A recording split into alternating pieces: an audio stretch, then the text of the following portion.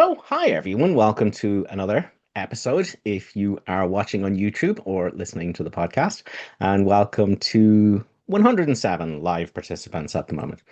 Um, if you want to find out more about our online community, these meetings, then you can do so on the website. It's www.acimwithkeith.com. All right, let's get on with something.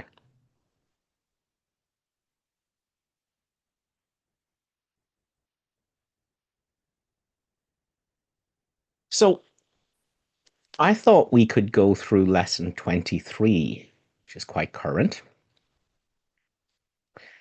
together. Just seeing as if you're doing the lessons this week, that's going to be one that you have passed over. I can escape from the world I see by giving up attack thoughts.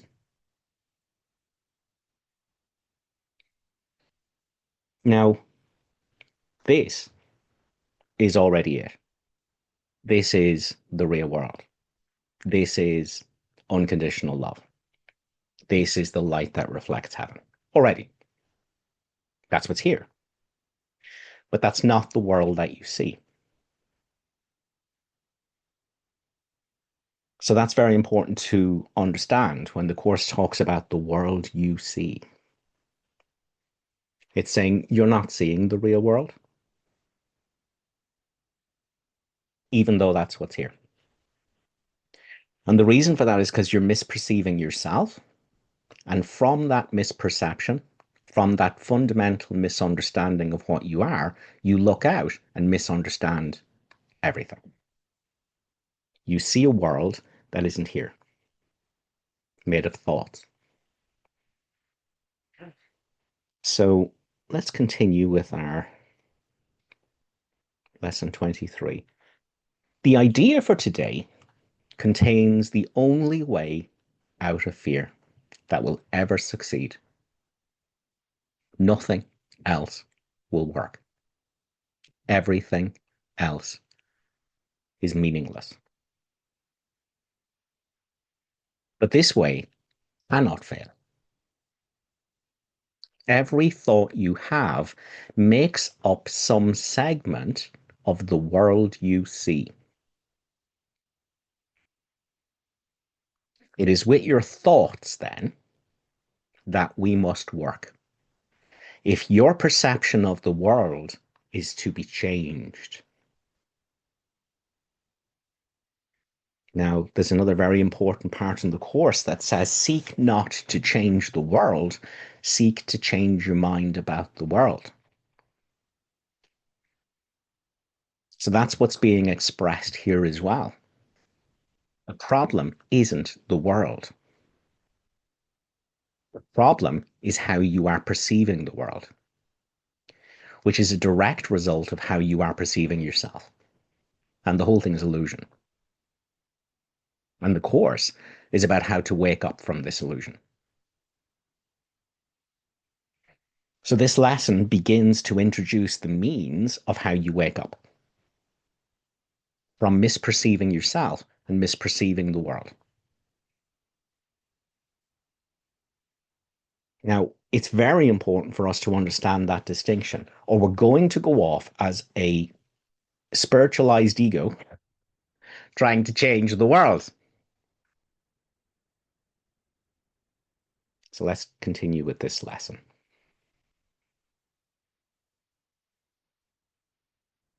If the cause of the world you see is attack thoughts, you must learn that it is these thoughts which you do not want.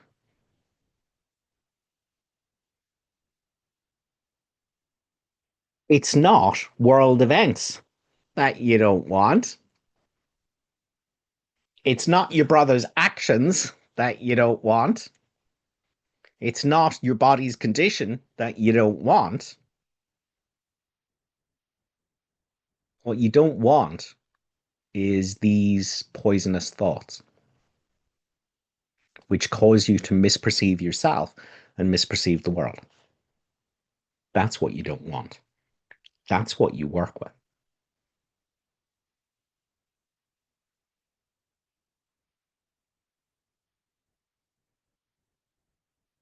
Here's a bombshell. There is no point in lamenting the world. Now, how many times do you hear course students saying, but what about the terrible suffering in the world? What about the awful things that's happening? What about the violence? What about the people that there's terrible things happening to? Well, that's lamenting. That's lamenting the world.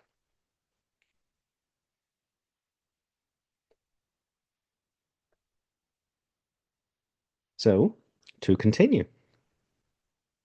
there is no point in lamenting the world. There is no point in trying to change the world. It is incapable of change because it is merely an effect. Now, last week we talked about being in the movie theater with your squidgy and your bucket of water, trying to rub out the scenes on the screen that you don't like. Oh, I don't like that bit of the movie. I'm going to rub that out on the screen. But the reflection on the screen is only an effect.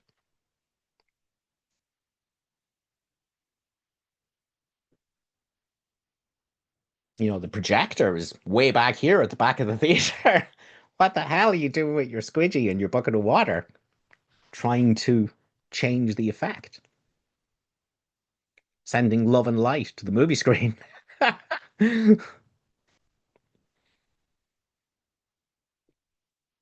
Trying to influence characters in the movie, trying to change the plot with your bucket of water. It's not going to work.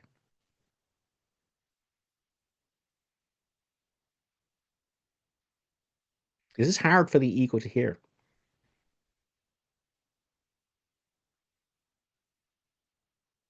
There is no point in lamenting the world. There is no point in trying to change the world. It is incapable of change because it is merely an effect. But there is indeed a point in changing your thoughts about the world. Here you are changing the cause. The effect will change automatically.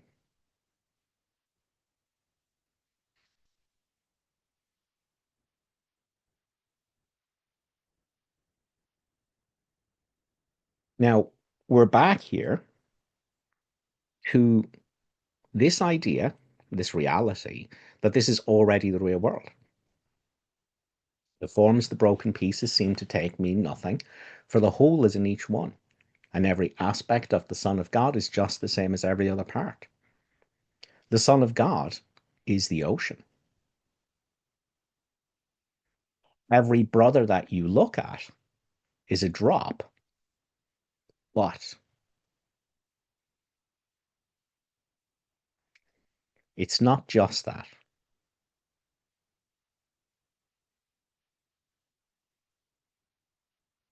Your brother is the whole ocean in a drop. You are the whole ocean in a drop. The forms, the broken pieces seem to take mean nothing. The images, the reflection means nothing. The whole is in each one.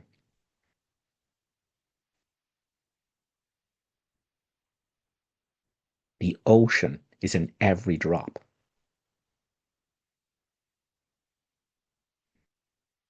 It's this microphone.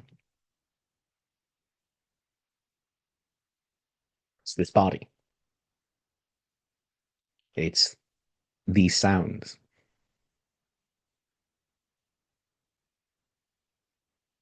It's everything you think you see is the whole ocean. That's why the Course insists always remember your identity is shared. and its sharing is its reality. You are not a separate self, a separated ego, a little I, a self concept. That's not what you are. That's the illusion that you're a drop. But you're not a drop. You're the ocean, the whole ocean.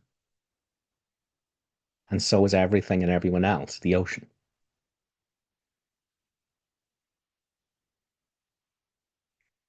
There is no such thing as waves. Waves are an appearance of the ocean. A wave has no reality of its own. There's no such thing as a thing called a wave. A wave is an appearance of the ocean with no effect on the ocean. Everywhere we look and we see waves, that is the entire ocean as a wave.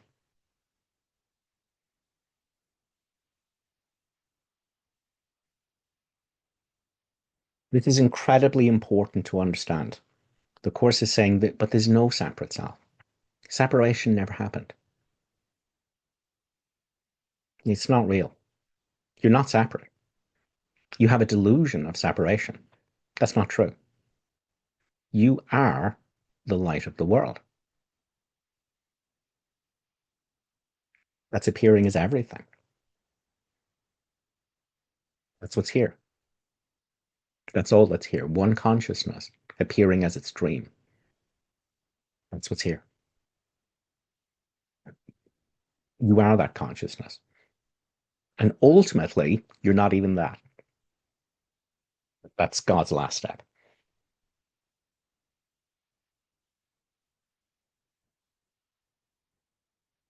You are that which is appearing as everything. Everything.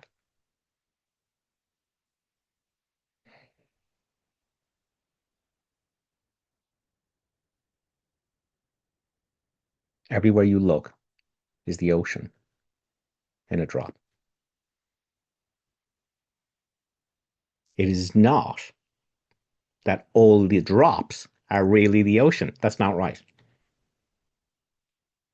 There's no drops. There is the ocean in every drop.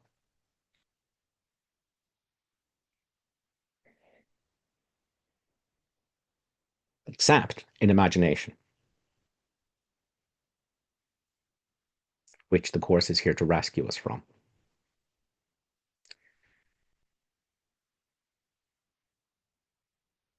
So the Course says, but there is indeed a point in changing your thoughts about the world. Here you are changing the cause. The effect will change automatically. Now, we have to be very careful when we read something like this because our ego is going to run with that holy ego ball as quick as you turn your back on it, right? Jesus did not become enlightened, become liberated, and suddenly the Romans stopped occupying the Holy Land. People stopped getting sick. People stopped dying. There was justice and fairness for everyone in a brand new utopian society. That did not happen. So we have to be very careful with passages like this, where the Course goes, the effect will change automatically. We're going to go down a very spiritualized ego trap. That's not what that's saying. The Course tells us the world doesn't mean anything except what you say it means for you. When you shift the purpose of the world, when you change its purpose, everything changes.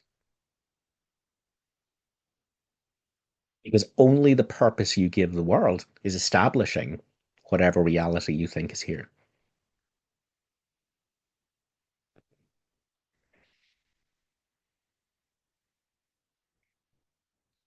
So when Jesus attained liberation from ego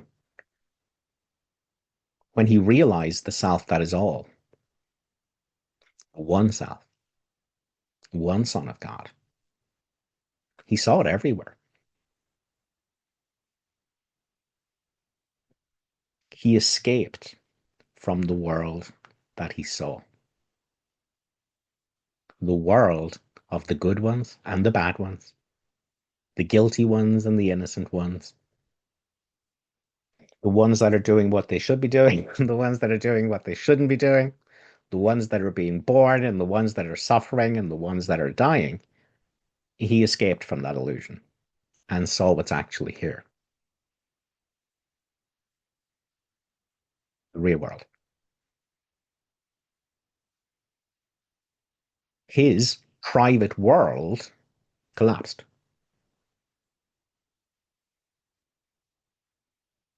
and he experienced directly what is actually here in this moment and not what his mind was telling him was here.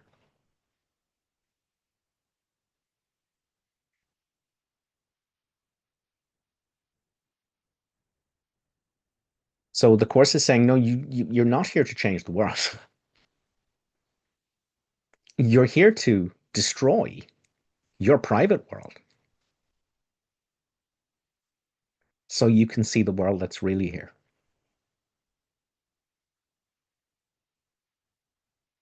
So Jesus destroyed his private world and directly experienced the real world, that which reflects heaven. And that's what you're given the opportunity to do with the practices of A Course in Miracles, is to destroy your inner world, your imaginary world, what you are projecting onto the world and calling reality, is to destroy that.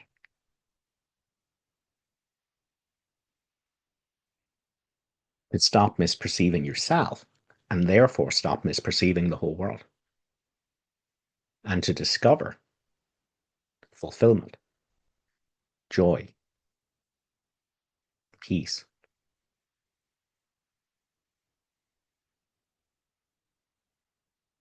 and see it shining as the world. But that's what's here, except in your imagination.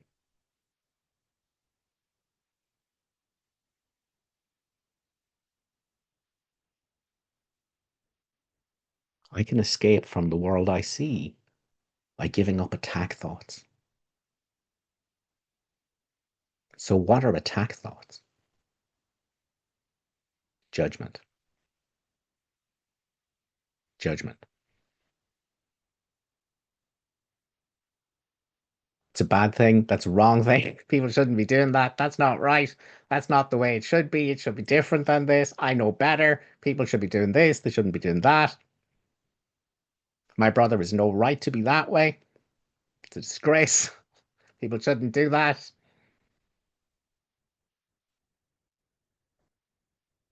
Judgment.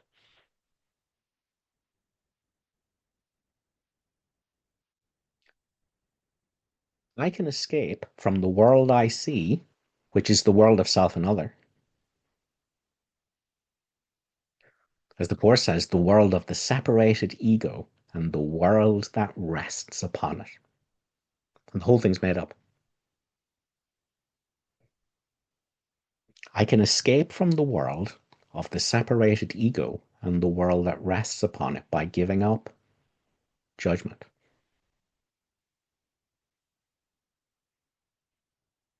That's what attack is, judgment. Judgment. How can the Son of God awaken from the dream? It's a dream of judgment. So must he judge not, and he will awaken. That's your attack thoughts. Shouldn't be like this. This is wrong. This is not the way it should be. People should do this differently. It's a disgrace. I can't believe it. People should be strung up. We need a tribunal. We need an inquiry to find out who the guilty ones are.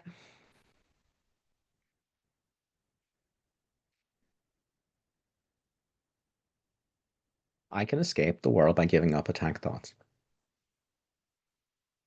I can escape the world of the imaginary separated ego and the world that rests upon it.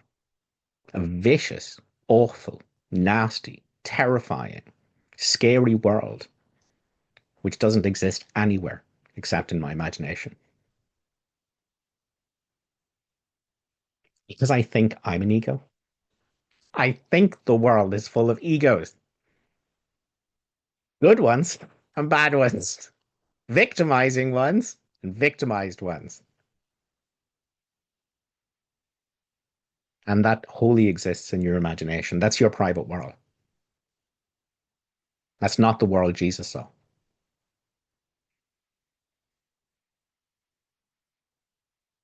It's not the world he saw. Because that's not the world that's here. Okay,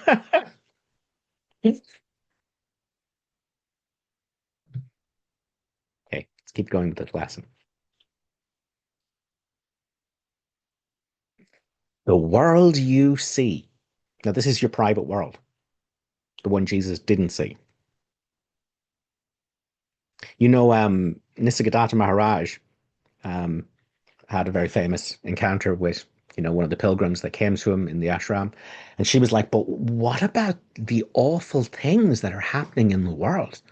Like there's despicable, evil, awful things happening in the world. And he said to her, but that doesn't happen in my world. That doesn't exist in my world. That's your world. That's not happening in my world.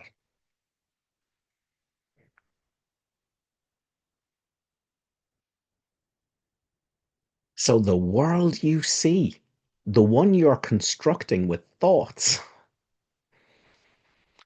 the world that rests upon the delusion that you're a separated ego, the Course is telling us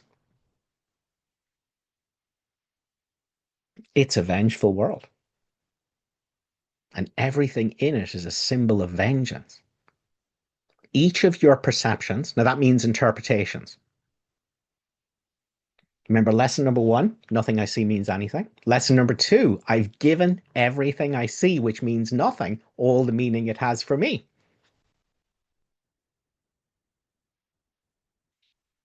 And therefore, I do not understand anything I see. It's all made up. The world you see is a vengeful world, and everything in it is a symbol of vengeance. Each of your made up perceptions, your interpretations, the thoughts you're projecting out onto the world, which you then react to as if they're true.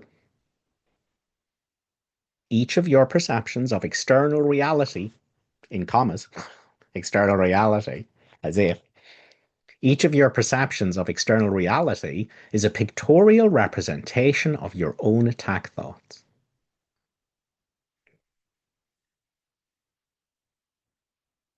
One can well ask if this can be called seeing. Is not fantasy a better word for such a process? And hallucination a more appropriate term for the result? You're literally making up a world out of thoughts and reacting to it as if it's true. And it's not. It wasn't Jesus' world. It wasn't Nisargadatta Maharaj's world. It's your world. Your private, made up virtual reality hell of separate bodies, living separate lives, going their separate ways, as the Course says. That's not here. It doesn't exist, except in your thoughts, your imagination. But it's not here. And we can wake up to what's here now, but we're going to have to give up attack thoughts.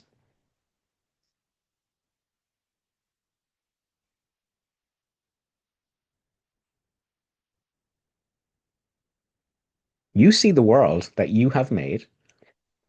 Now, this is literal in the sense that you are the consciousness that has made the world out of itself in order to pretend it's not consciousness by identifying with the objects of itself And from the perspective of identification with each of the objects of itself, consciousness perceives itself as the world.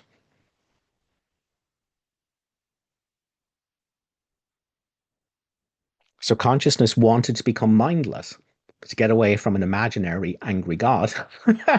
And so it literally made up a world out of consciousness. It has no reality apart from consciousness whatsoever. And consciousness forgets its consciousness by misidentifying with an object of itself,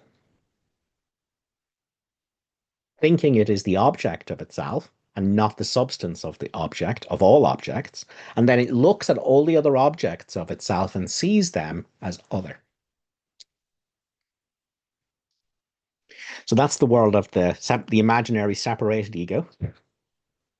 Consciousness oblivious to itself, thinking it's a body, and an insane voice talking to itself. And now consciousness looks out at itself, appearing as everything, and sees only other.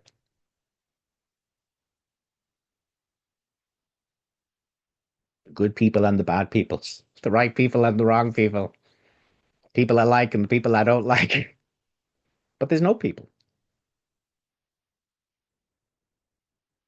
There is one identity everywhere. That's what the Course is telling us. There's just one identity everywhere. The forms the broken pieces seem to take: bodies, humans, animals, plants, spaghetti. It doesn't matter. The forms the broken pieces seem to take mean nothing. One consciousness is appearing as everything. That's it. The whole is in each one. That which is appear as everything is appearing as spaghetti.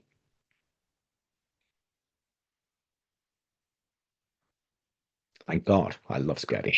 That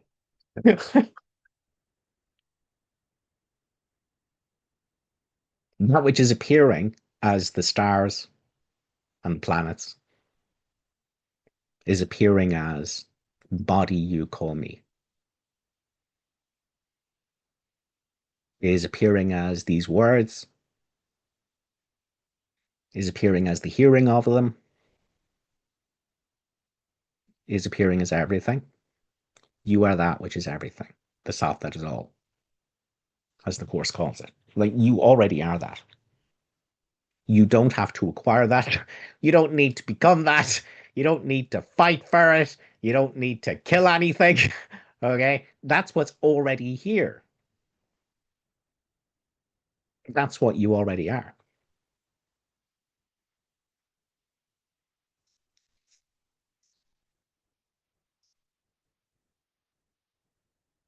But you're identifying with thoughts. And thoughts tell you, oh, you're this kind of a person, you're that kind of a person. Oh, this body is you. And look around you, other bodies, separate things, separate people, different ghosts and bodies like you. That's not here. That doesn't exist. Those are thoughts. Those are thoughts. They're not true. But that's not what you are. Because you are as God created you, not what you've made of yourself with thoughts. See, you're already enlightened. The Course says we see the journey from the point at which it ended, looking back, imagining we're making a journey. There's no journey. You were always what you are. You couldn't change yourself. Well, you've mixed yourself with thoughts and you have a story about who you are and the terrible things you've been through, the awful future ahead of you, and the whole thing's made up. It's nothing to do with you. None of your thoughts about who you are, none of your feelings about who you are have anything to do with you. Nothing. Nothing.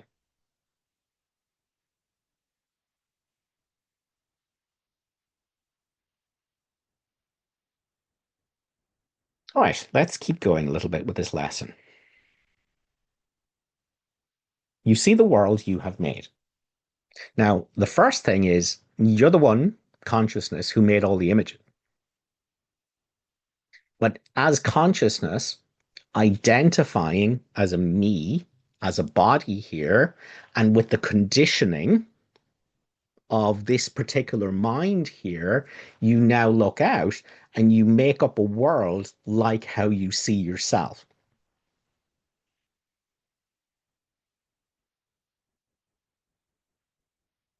So that's the two dreams. The first, there's the dream of consciousness, the dream of existence, but then there's also the dream of the little me, the dream of self and other.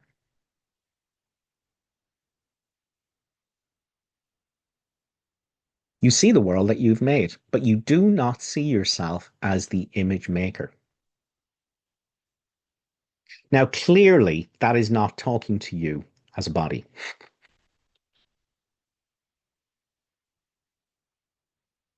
talking to you as consciousness.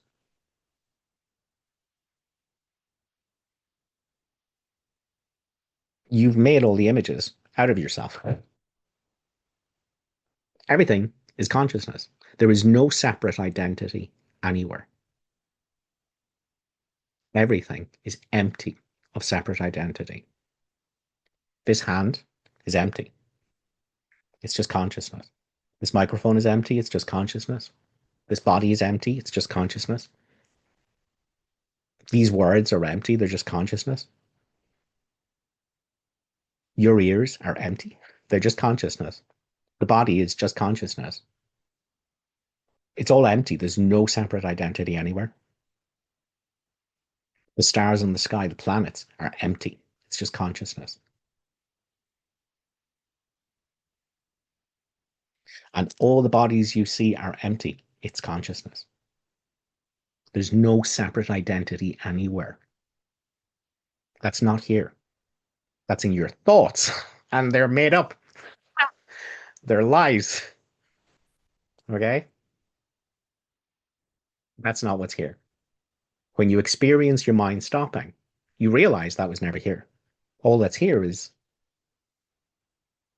this awake, aware nothing, which is everything. That's shared identity. That's the self that is all in the course's language. That's what's here.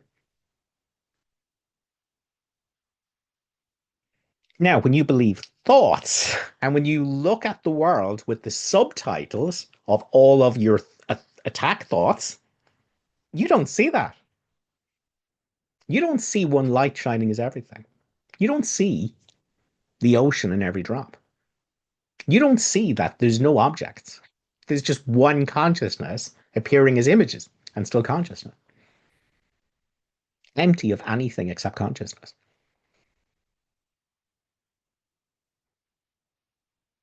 So you don't see that. You see your subtitles. You see your belief that there's a me here and there's a you there, and you're the guilty one, and I'm the innocent victim, and that doesn't exist. That's not here.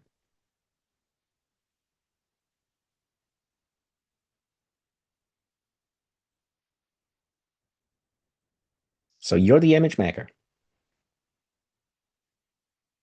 Everything you see are images you consciousness have made out of yourself. Because you're identifying as one particular image, you look out at all the other images of yourself and can't see yourself. You see other.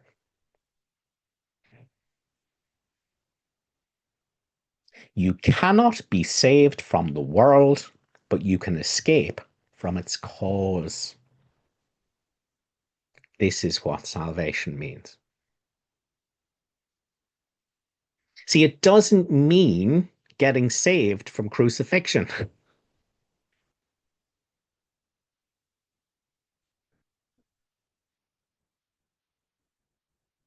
because you can't be crucified.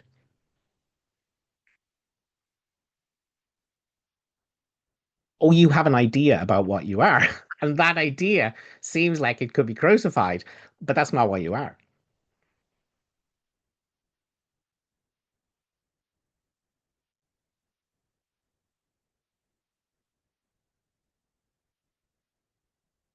You often hear people saying, "Where was God?"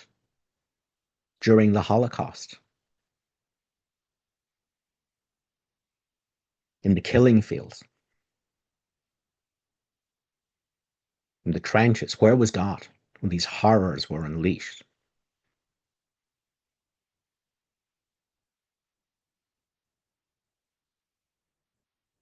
Jesus' disciples and the people that followed him went, when are we going to overthrow the Romans? When are we going to get our city back from the brutal occupiers?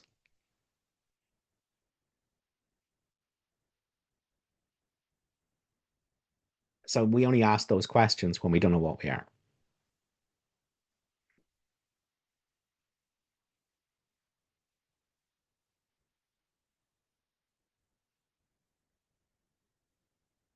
So this is what salvation means. For where is the world you see when its cause is gone? Now, it's not saying the images will disappear.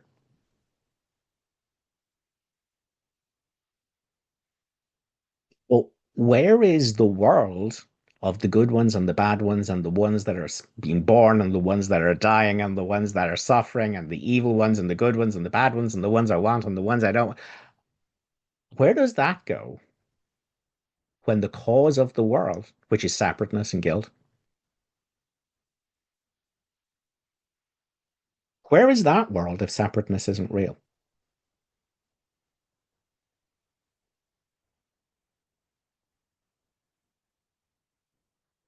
Now, where's the ones? The living and the dead ones, the animate and the inanimate ones, the good ones, and where's that gone?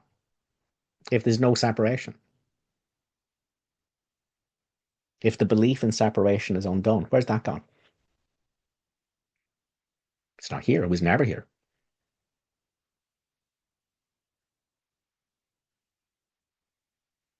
There is a awake, alive, emptiness appearing as a movie. That's what's here. And that's what you are. Except there's no you. What this is what you are.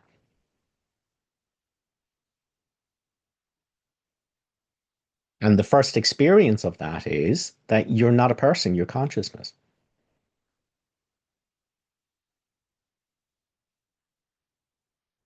It's the first step. That's the real world. And from there, God can show you you're not even consciousness. You are prior to consciousness. You are neither someone nor no one. You are that which is prior to opposites. That which is all encompassing can have no opposite. But the first step is to realize that you're not a separate self, you're consciousness. And the consciousness you are is the consciousness that's shining as everyone and everything. Jesus saw the face of Christ and all his brothers and then remembered God. One identity. Only the self that's all. Because he realized he wasn't separate. So Jesus knew himself as Christ because he realized there was no Jesus. Now, because there's no Jesus as an artificial, imaginary perspective from which to perceive the world, there's no world.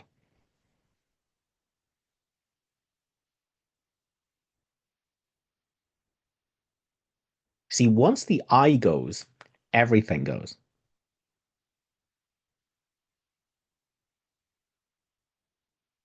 Once me, the separate self, is undone, everything's undone. That's what the Course is saying to us here. If the cause of the world, which is a belief in separateness and guilt, if that's undone, where's the world? Where's the world you were seeing? The world of self and other. It's not here. It was never here. It only exists in thoughts.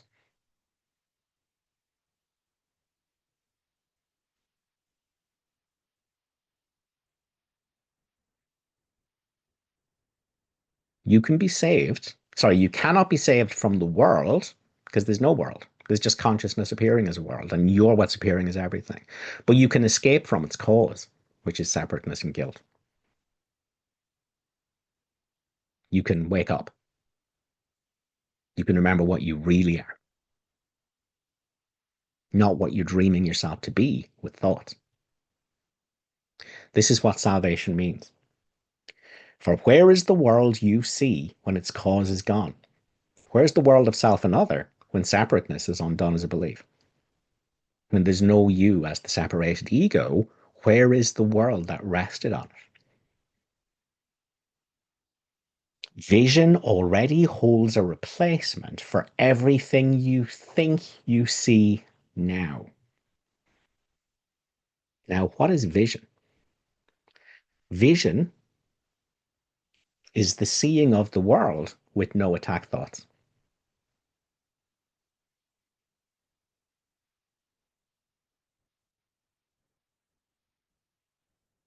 Vision is a seeing of the world without interpretation, without perception.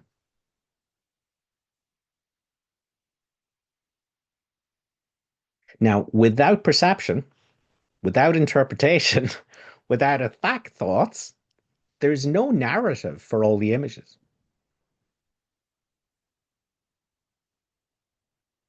There's no narrative. And without thoughts projecting their lies, all that's here is one. One pristine, unconditioned, untouched consciousness appearing as everything and everyone. It's vision. The forms the broken pieces seem to take mean nothing.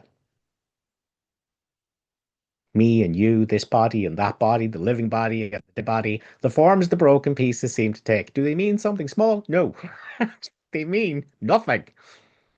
The whole is in each one. The ocean is in every drop. One pristine consciousness is the truth of everything that's seen. And that is what you are, because there's nothing else to be. But it's not just what you are, that's what everyone is,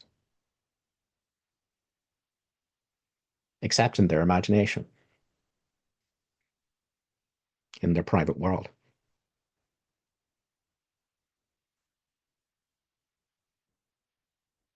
Vision already holds a replacement for everything you think you see now. See, you think you see a you that's here and in everyone else that's there. And you think you see the victims and the victimizers and the good guys and the bad guys and the people that have had it rough and the people that haven't and the people that are alive and the people that's dead. You think that's what you see. That's not what you see. That's what you think. And your seeing is corrupted with your thoughts. You think the narration is true, but it's not. There's just reality, raw reality right now. But you aren't experiencing raw reality.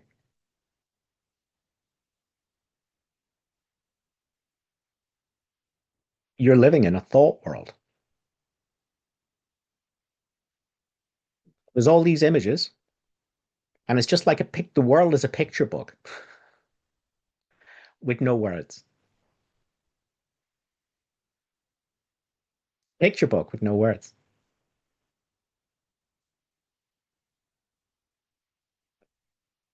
That's the real world. Picture book with no words. And that's love. And that reflects heaven. That's the self, that's all. But you have your audible headset on. And all these harmless images, one light shining as the whole thing.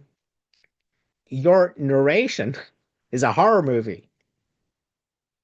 Oh, there's a me here in the body, and the body's fate is my fate, and I am this weak, slowing, wanting, needing, self-hating, judging machine here. This is me. What a nightmare. And the world is full of me's. How terrifying is that? But it's not. It's not. That's just your narration. It's not true. Thoughts aren't true. Thoughts can't tell you what you are. Thoughts can't tell you what the world is.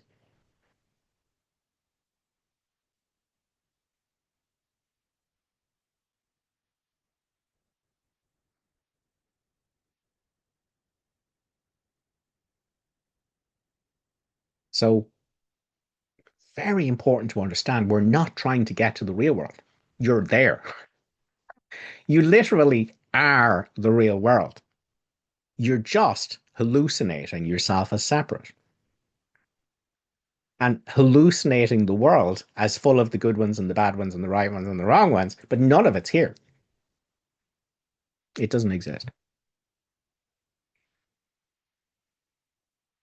The same consciousness that's appearing as the saint in this moment is appearing as the sinner. The same consciousness that's appearing as the course student is appearing as the devil worship. It's the same consciousness. And it doesn't matter what the appearances are, because appearances mean nothing. It's the same already.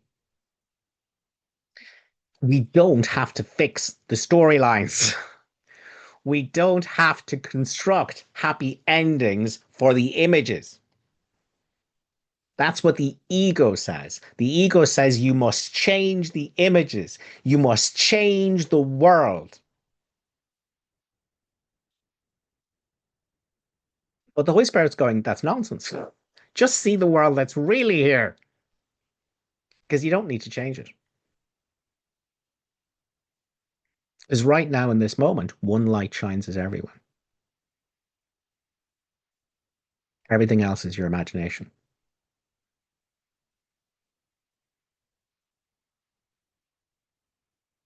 Right now, one alive, awake, aware, nothing is everything. And that is what you are, not what you take yourself to be. That's an illusion, not you. And this is what everyone else already is, because there isn't really a you and everyone else. There's just this shining as the dream, except with your narration. That's the only place that the horror show exists.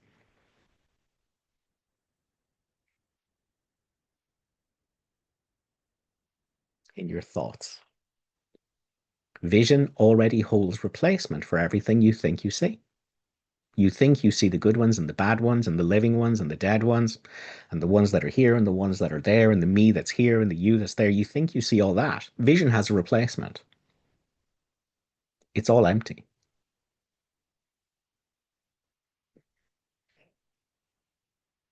There's just one identity everywhere. There's no separate identity anywhere.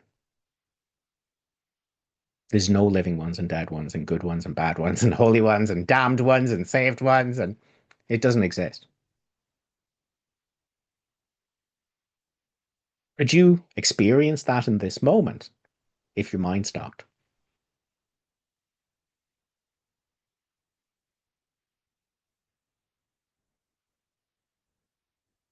Without that narration, all of this is one.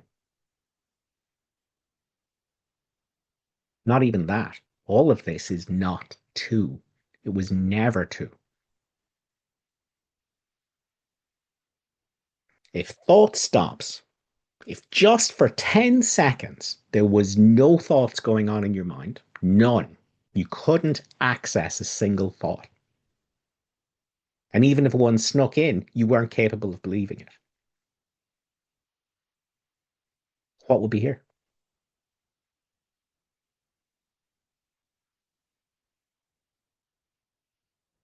100% non duality. Never two.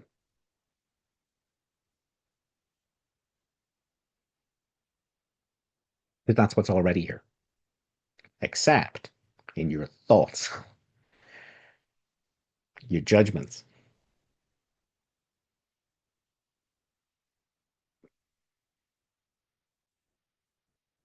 Vision holds a replacement for everything you think you see now. Loveliness can light your images and so transform them that you will love them, even though they were made of hate, for you will not be making them alone.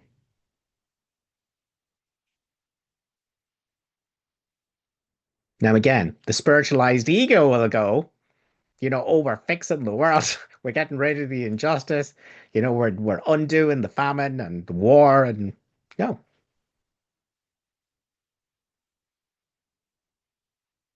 no,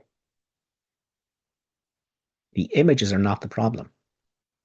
Your narration is. All the horror is in your interpretation. The images are just images.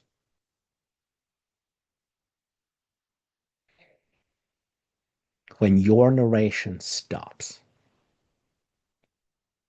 when interpretation ends, what you are is the truth of everything and everyone, and there's no separation anywhere.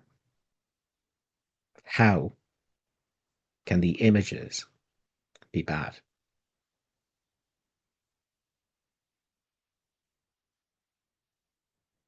So the course isn't talking about changing the images. It's changing how you see the images. Are you seeing the ego's world of savagery and evil and victimization? Or are you seeing the Holy Spirit's replacement in vulnerability, one identity everywhere?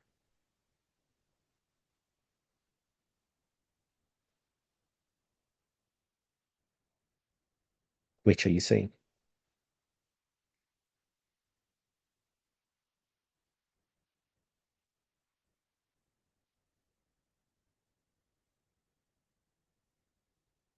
Which world are you seeing? Because you can't see both.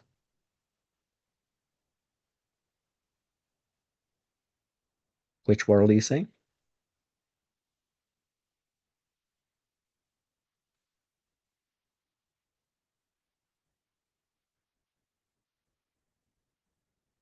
I can watch a cartoon where Wile E. Coyote dies 1,000 different ways in one episode because of Roadrunner being much cleverer than him, but he's not dying. Cartoon.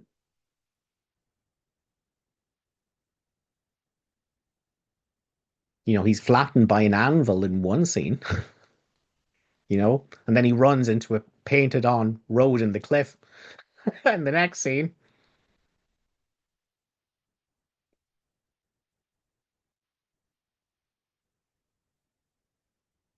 So Christ can't die.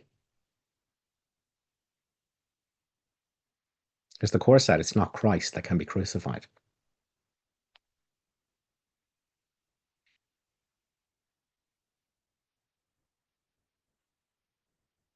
So which world do I see?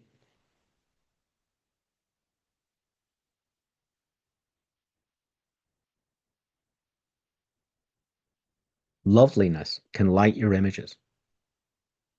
The images you made of war and starvation and famine and evil and war crimes and horrors, they're just images. They have no effect on the Son of God. Loveliness can light your images and so transform them that you will love them, even though they were made of hate, for you will not be making them alone.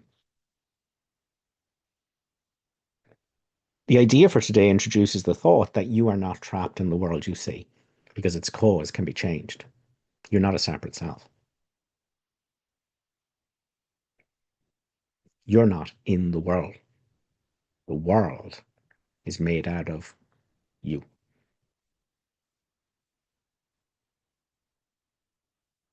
And the only difference is perception. What am I? What am I? Because the world you see will directly reflect that.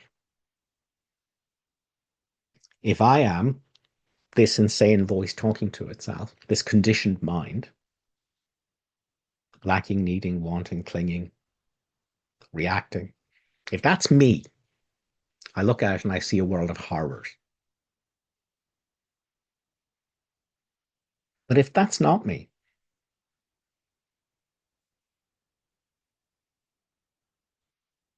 that's not what I am. If I come home to essence, unconditioned consciousness, and I look out, that's all that's here.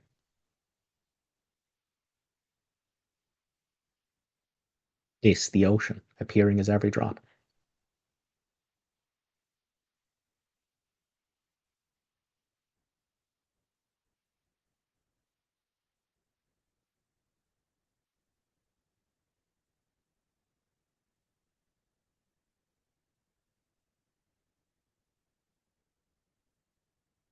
So the idea for today introduces the thought that you are not trapped in the world you see because its cause can be changed. There's no separateness. You're not a separate self in the world because there's no such thing as separation. All of this is mind appearing as a world, but it's still mind. So this change requires that the cause be identified, which is always separateness and guilt, and then let go so that it can be replaced.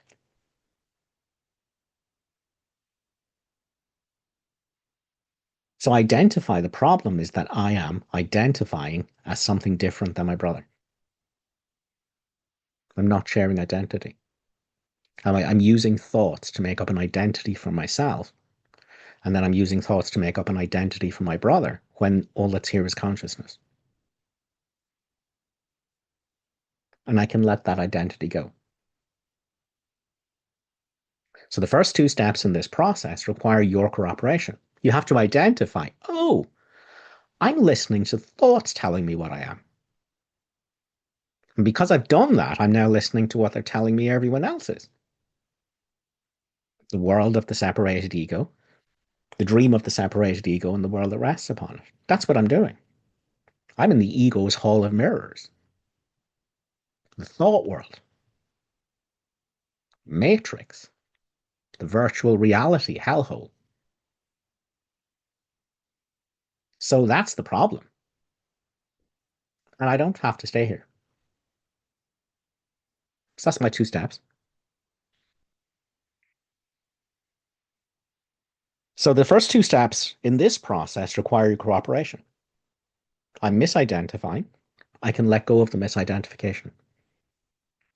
The final one does not. Your images have already been replaced. By taking the first two steps, you will see that this is so.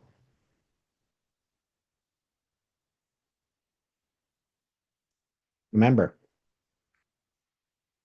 the illusion is the world of the separated ego and the world it sees like itself. That's the trap. That's the dream. That's what happens when you identify with the mind, with thoughts. So we identify the problem. The problem isn't how I'm seeing the world. Problem is how I'm seeing myself. Because how I see myself is how I see the world. I first look within and go, what am I? Then I look without and see that as the world. When I look within and see something,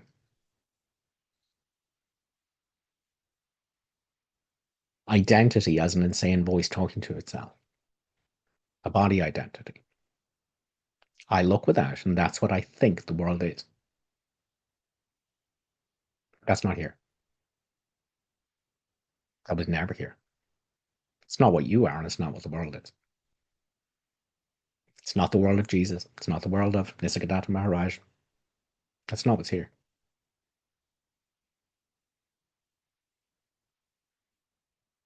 That's why when Ramana Maharshi was asked, how should we treat others? And he says, there are no others.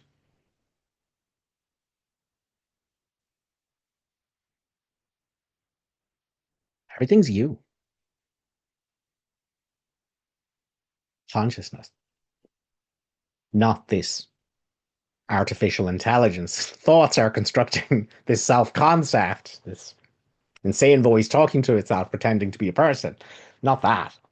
That's not you.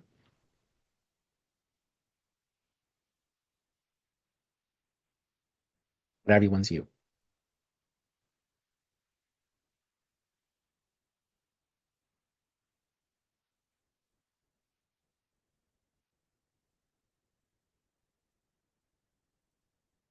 You know, in one of those places where the Bible stumbles onto the truth, um, it says you treat your brother like yourself.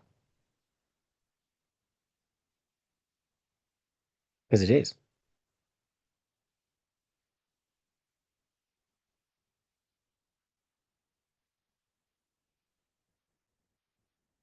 It's just the light of the world. Hearing is the movie, and it's just the light of the world. Only your thoughts say otherwise. Only your attack thoughts.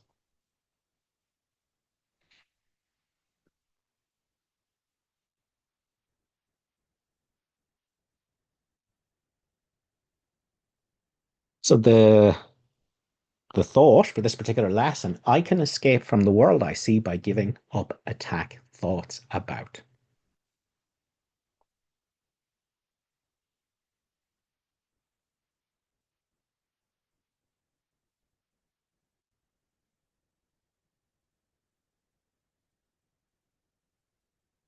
So I can escape from the world I see by giving up attack thoughts about Russia, the Middle East, my government,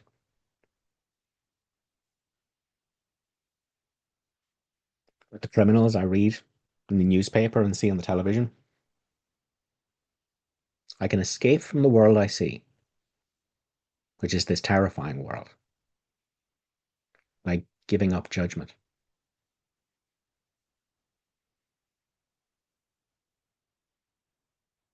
by giving up interpretation.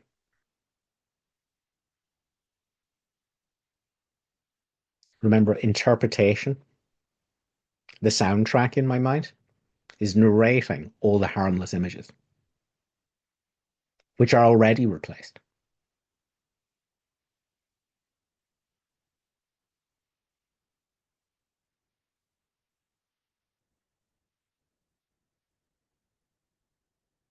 I can escape from the world I see, which is pure illusion. Remember, it's just your world. It's not even anyone else's. You're living in your own virtual reality, private world based on believing thoughts, different thoughts than everyone else. So you can escape from your virtual reality world for the world that's actually here, which is a world of light, a world of oneness, not two-ness, never two-ness.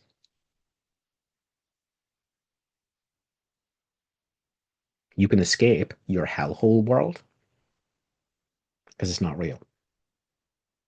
And you can discover what's here, which is this world, without narration,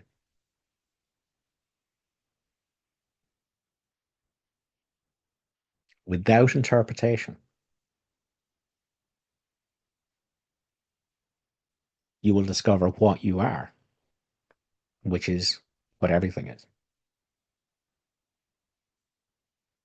because it's already here, that it's already what you are, except in the mind's narration.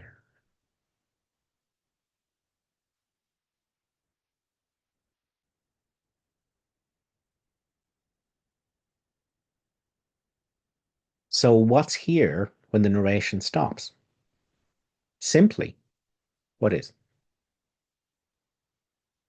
Just this consciousness showing up in this moment as this. That's what's here.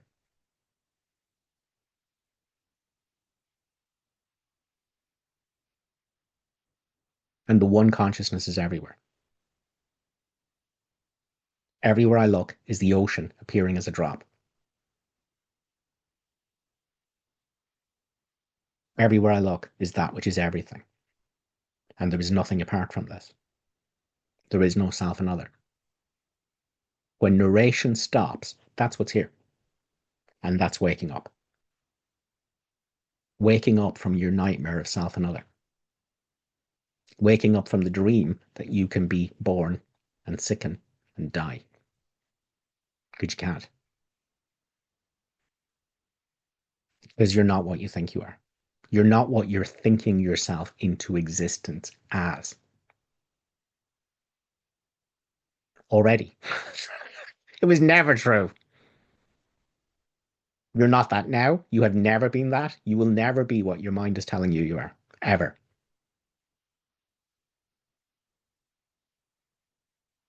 You already are as God created you.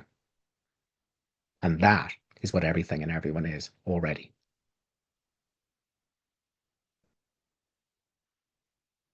So it's here, except you're believing thoughts. You're identifying with thoughts. You attack thoughts that there's good ones and bad ones, and things should be like this and they shouldn't be like that. But you can let that go and remember what you are, which is what everyone is.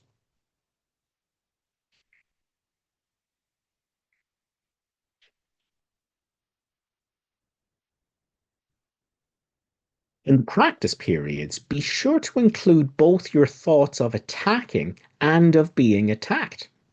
Their effects are exactly the same because they are exactly the same. Their effects are exactly the same because they are exactly the same. There you go. That was just in case you didn't get it the first time. You do not recognize this yet. You don't know what you are.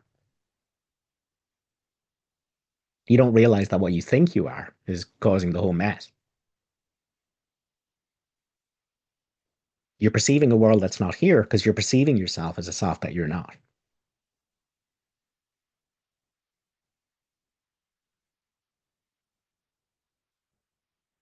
The practice periods be sure to include both your thoughts of attacking and being attacked.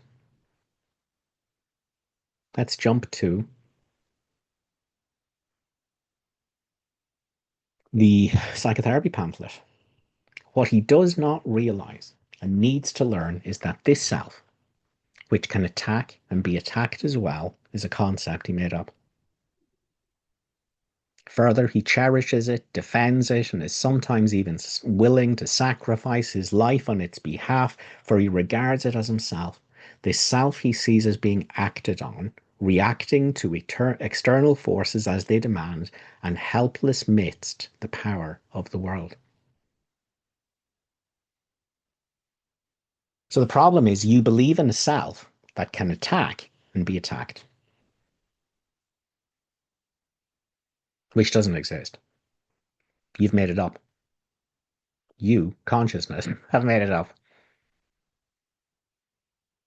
Doesn't exist. Except in thoughts, except as a narrative in your mind. You already are as God created you. But you believe in a self that can attack and be attacked, and it doesn't exist.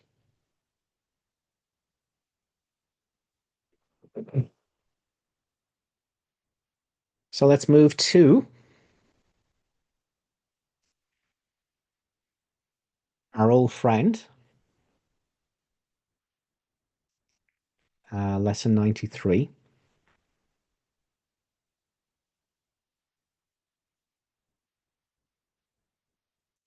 Why would you not be overjoyed to be assured that all the evil that you think you did was never done, that all your sins are nothing, that you are as pure and holy as you were created, and that light and joy and peace abide in you?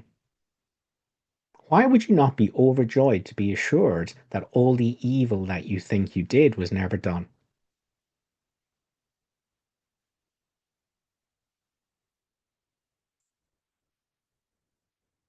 As the self that would do evil, the self that could have evil done on it, is a concept you made up.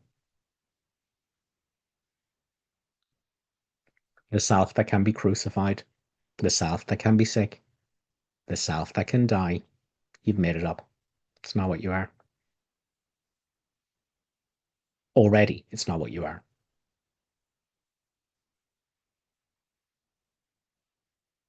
It doesn't exist. Therefore, you can't be guilty. Because there's no self that's done anything or had anything done to it. Doesn't exist. Except in thoughts, except in your imagination, where you're misperceiving yourself and misperceiving the world.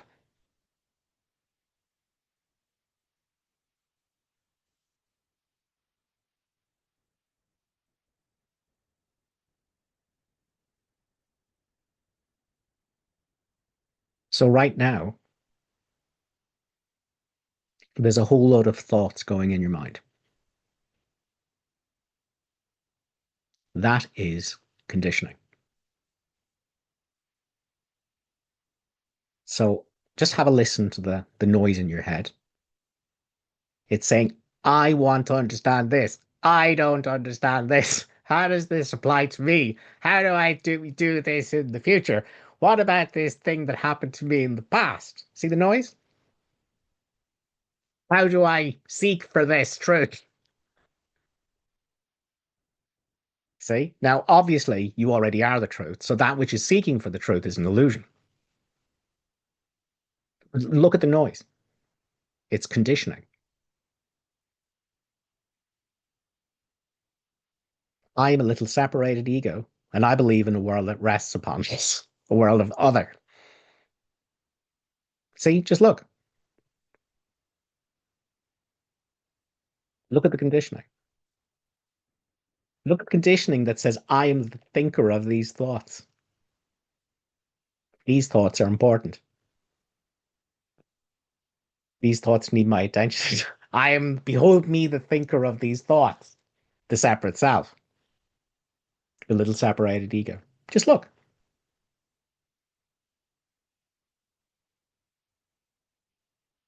So that mind, ranting and raving and screaming and narrating everything and trying to understand, trying to control and trying to achieve something and attain something is a wild illusion, frantic and distraught with no reality whatsoever. Just look, all of it is the ego thought system. All of it.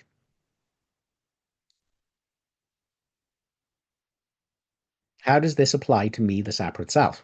To my life? To my body? Have a look. What's in it for me? What about my pain? What about my victimhood? Have a look. That's all conditioning.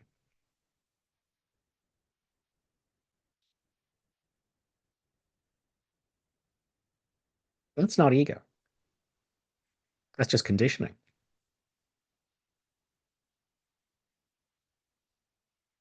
Ego is, it's me.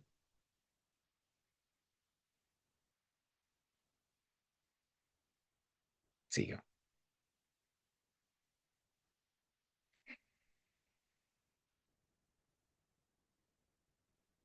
All those thoughts are just conditioning.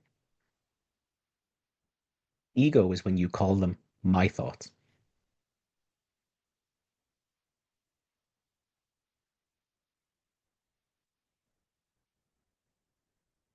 You see, thoughts are just thoughts. Emotions are just emotions. Actions are just actions. There is no me in them.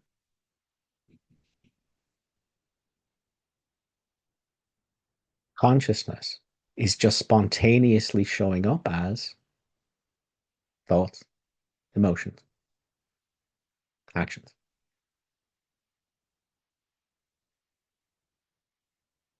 There is no me in them. That's just what's arising.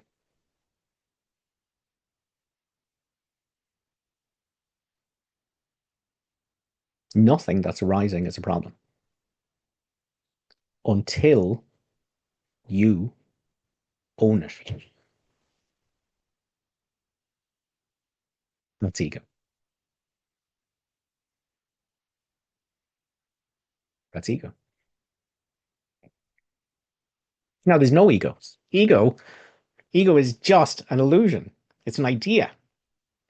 It's an idea that these things consciousness is spontaneously arising as mean there is a me to whom they belong. There's not.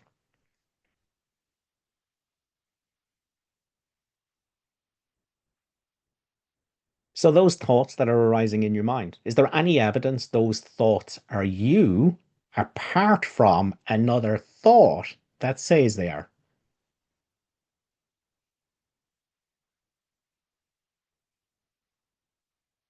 Whatever emotions are arising, is there any evidence those sensations, feelings, that they're you apart from a thought that would say they are?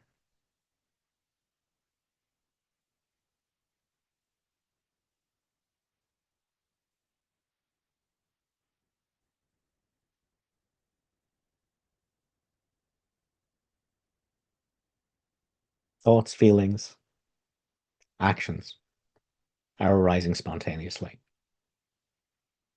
There is no separate identity in them.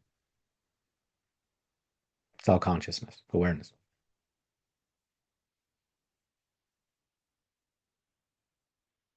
That which is appearing as the thoughts, emotions, and actions here is appearing as the movement of the stars and the galaxies. There's no separate identity.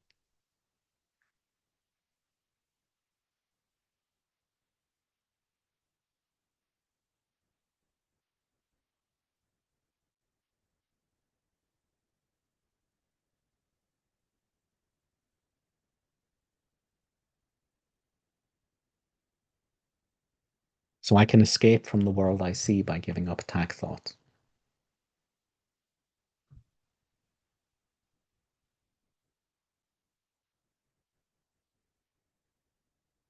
Now,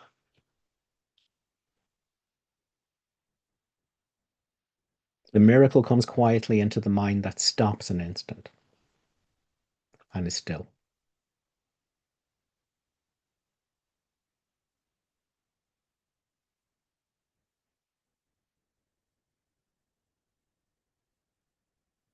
And in the stillness, oneness is known.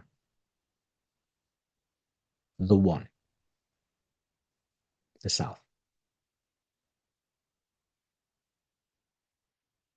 Because only thoughts are making up a different identity.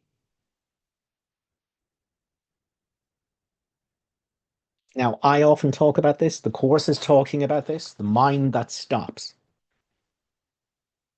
It talks about finding the light behind the clouds, the pure beingness behind the thoughts, the holy place where thoughts can enter not, behind the thoughts,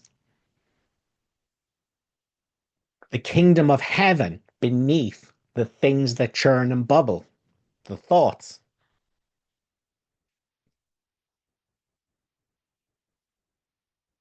the kingdom of heaven you are now, already.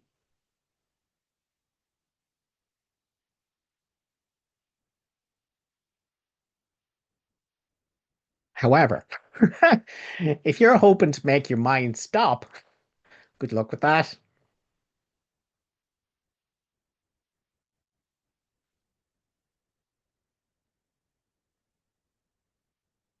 So that's not what the mind stopping means.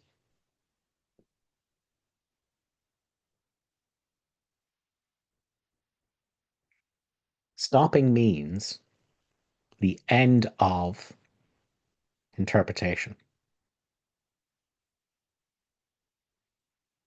That's what stops.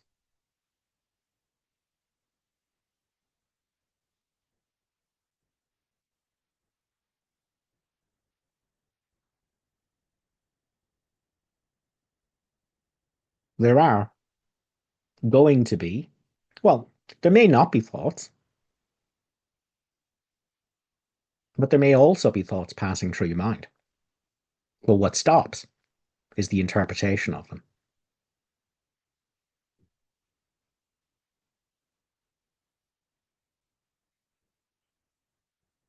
They're allowed to be without a new story getting generated about them. There's no interpretation. That's what stops, is interpretation. Interpretation is attack thoughts. The right and the wrong, the good and the bad, the should and the shouldn't. That's attack thoughts. That's interpretation.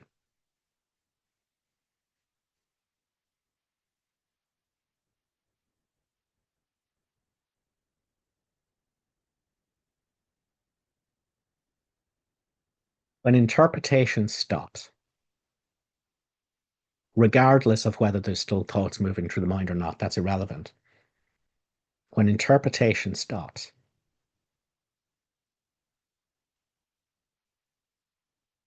there's no me. There's no separate self. Because there's nothing to the separate self except interpretation. There's nothing to the ego except interpretation. That's good, that's bad, that's right, that's wrong, that should, that shouldn't. That's the ego.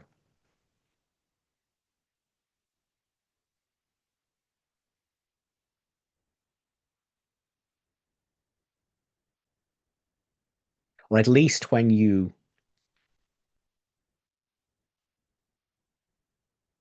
notice that activity of the mind and you call it me, that's the ego.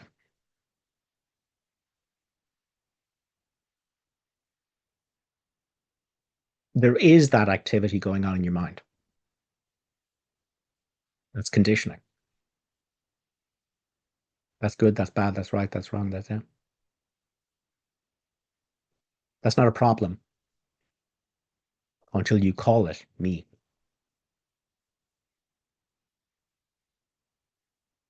That's an interpretation. It's not you. Nothing you think has anything to do with what you are. None of your emotions, your feelings about yourself have anything to do with what you are.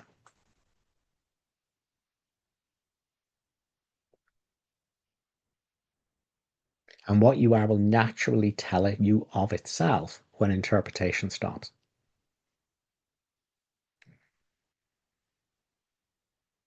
What's very important to know, I've said this before, I needed this reassurance a lot. There is no mind. There is no self.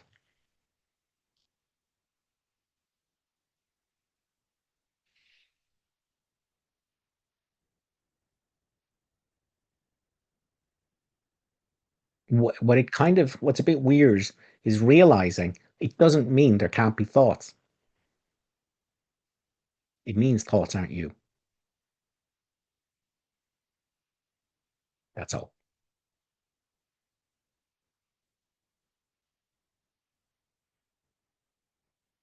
That's all it means.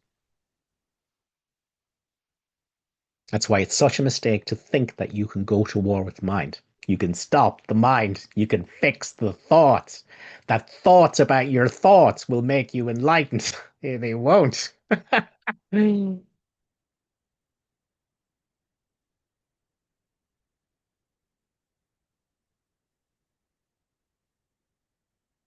not you. That's it. Course tells us salvation can be seen as nothing more than the escape from concepts.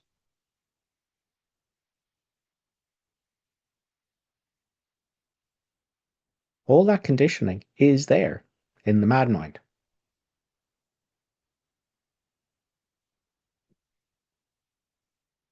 But so what? That's not the problem. The problem when I say my thoughts, my ideas, my emotions, my pain, my victimhood, my past, my future, that's the problem. Not the conditioning, the identification with the conditioning.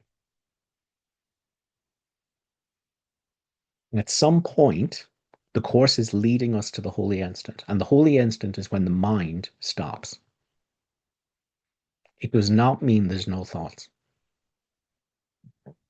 It means there's no interpretation of reality. It means the mind is no longer interpreting what I am or interpreting the world.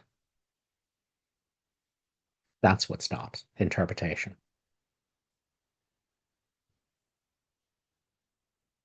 Concept, thoughts. That's what stops.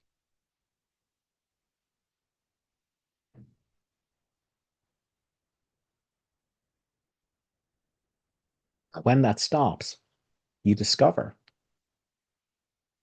no self, no identity. And yet, here you are.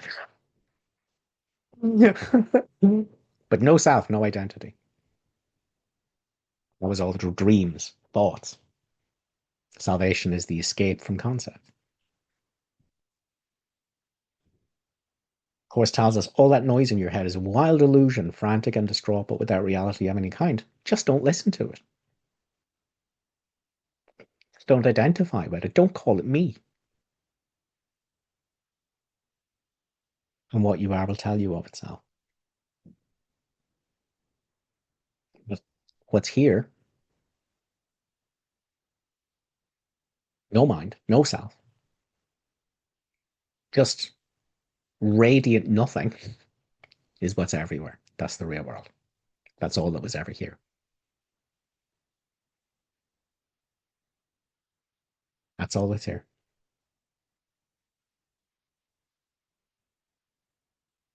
So that's what this lesson is talking about. By giving up attack thoughts, which is interpretation, you discover this isn't a world of self and other. It's the world where the forms, the broken pieces seem to take me nothing because they are shining with the one reality that's everywhere already. Everything else was my nightmare made of thoughts.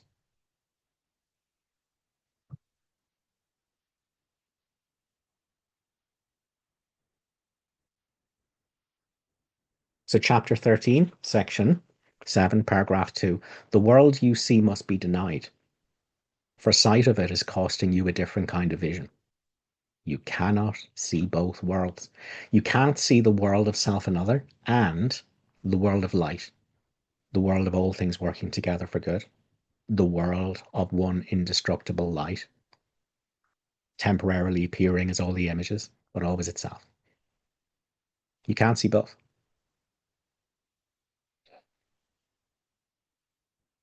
You cannot see both worlds, for each of them involves a different kind of seeing and depends on what you cherish. Do you cherish your specialness, your concept of what you are, your body identity? Is that what you cherish? Or is it non duality? Is it oneness? Is it unconditioned consciousness?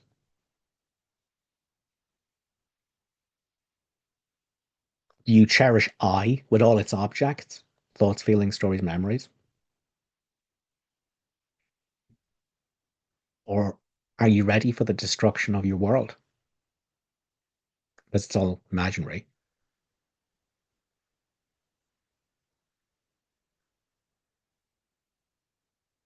Because what you know yourself to be, that's already what the world is.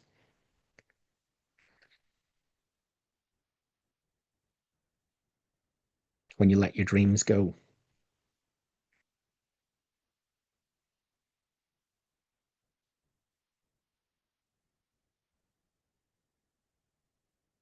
which world do you want to see? Depends what you see yourself as. Those movements of mind, that's just conditioning. It's not ego. But when you identify with it and call it me, that's ego. When you are witness to the movements of the mind without grasping at them and without grievance with them, without pushing on them or pulling on them, when you let them be without interpretation, without calling them me, without ownership, but also without disowning it.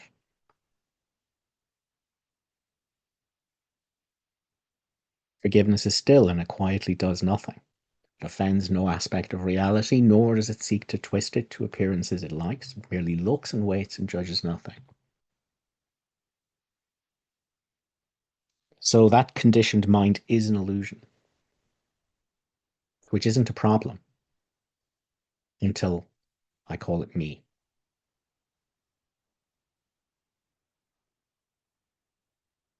Until I have an interpretation of it and I want a strategy for it.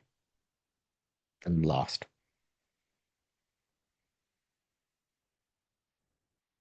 But what am I in this moment if it's not the mind? If it's not those movements of the mind, what am I? What am I when there's no interpretation? What's here when I let all things be exactly as they are without a story? Including the stories in the conditioned mind. But what am I when I let those stories be without a story? What's here?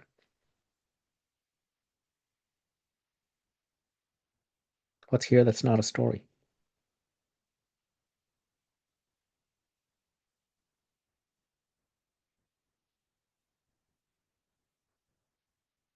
That's what's everywhere. That's the self. That's what everything and everyone already is. Everything else is your imagination.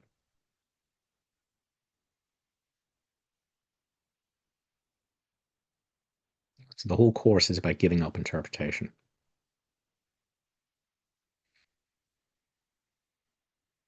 You can't keep any of it. The should, the shouldn't, the good, the bad, the right, the wrong. That's just conditioning. But you're not the conditioning. You're the space in which the body mind is going through what it needs to go through. And you're the space for that already. And you will learn that when the mind stops interpreting. Now, again, this is an early workbook lesson. The course goes into a lot more detail about it. But you must keep this in mind. The goal of the course is to stop interpretation and stop interpretation. That's the goal. Now, the Holy Spirit's unification of purpose is how we begin to achieve this by dropping all of our ideas about what's right and wrong and holy and unholy and good and bad and should and shouldn't. And we understand everything is exactly as it should. All things work together for good. There are no exceptions, except in the ego's judgment. Because the only purpose everything has is the forgiveness that leads me home to the truth of everyone. That's how we begin to break up all the nonsense, all the ideas, all the judgments.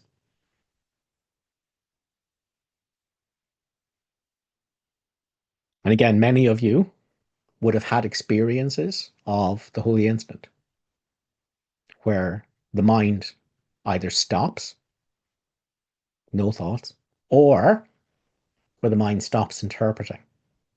And so there'll still be some thoughts going on in the mind, but there's no interpretation of reality.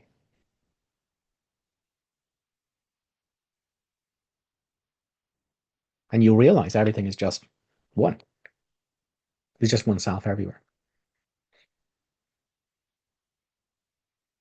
Um, so for anyone who hasn't yet experienced the holy instant, it's very important to know what the holy instant is. It's the disappearance of me. And then I see what everything is when the false self collapses. The false self is the interpretation. So the course is about ending interpretation.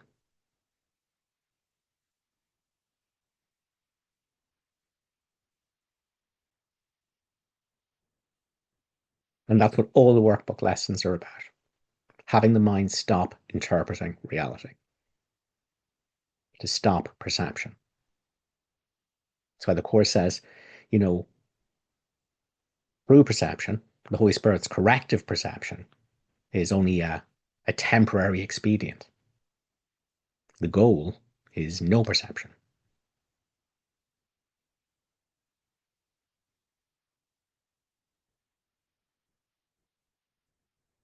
So right-minded perception is this is not bad or wrong or shouldn't be happening. This should be happening. This is all things working together for good. Its only purpose is for me to use forgiveness to come home to the truth of what I am outside of the mind's madness and know that my brother is that with me. All right, let's open it up for some questions. So we have Amanda from Brazil, we have Jessica Ronalds, and we have Marcia Thomas. So I'm going to do those three before we wrap up. So Amanda, Hi, Keith. Um, how do you stop interpretation when like something really drastic happens, like with someone you love, hang on, like I hang on, hang on, hang on. When something drastic happens, what's that? all things working together for good. Well, it's an interpretation. Drastic is an interpretation. If you really understood that everything is always the way it should be, you wouldn't call something drastic. You've And judged how first. do yeah, and how do you go from theory to because how do I say that? Like if you see someone you love screaming in pain and saying that is going to die, that's what I call drastic. Like I know that everything you said, it makes sense, but I still keep judging, and that I don't think, I guess things are working together for good because it's someone you love, the emotions are very drastic, like the fear, sadness, despair.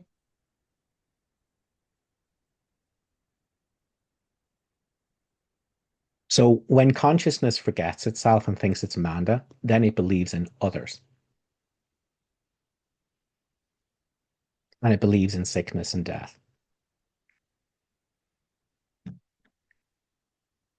And how do When you conscious, actually stop believing? so when consciousness remembers itself, it knows this is the truth of everyone already. So the sole responsibility of the miracle worker is to accept the atonement for himself.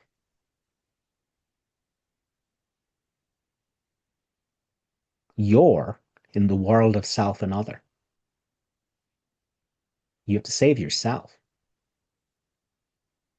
That's your nightmare world. Yes. So you have to save yourself. Like, until you save yourself, you're useless to anyone else. So, how could you possibly be a comfort to anyone else when you think you're a body that'll die? How could you be a comfort to someone else that thinks they're a body that can die?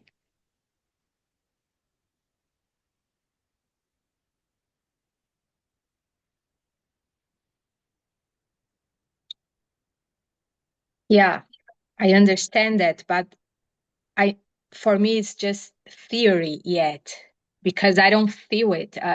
Like, is there a point? I don't know. Like, I know I'm already enlightened, but it's not something that I feel or that I'm sure of it or that I believe So yet. how much time during the day do you ask yourself, what am I? And when a thought comes, you dismiss that and go, that's only a thought. What am I really? How often do you do that during the day? Yeah, I used to do more often, but these drastic things started to happen and I kind of forgot. I do Yeah, so sometimes. yeah, but that's an illusion. That's just thoughts. That's a past. There's no such thing as the past. There's just now. So there's no point in, you see, going around going, oh, it's just theory for me. It's like, but how are you investigating what's true? See, the truth is already true. You're just believing lies. Yeah. But we can't just go around believing all the lies and go, well, it's only theory for me. It's only theory for me. That's a thought.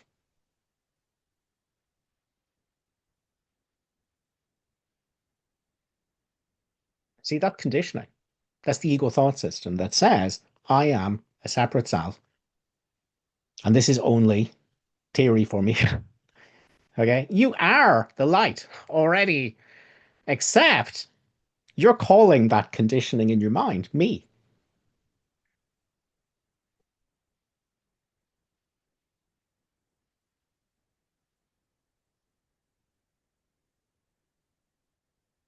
So what And are this you? practice, What this are you? practice, What are you if the thoughts are all lies?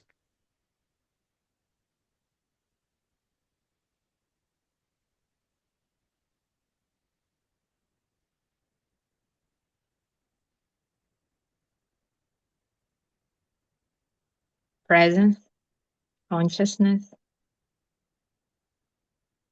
Is that a thought or is that your experience? Well, I already had holy instant No, experiences, no, I'm but not they interested just, in that. No, no, no, no. I'm interested in now. What's here? no, it, What's here now as the mind stops interpreting?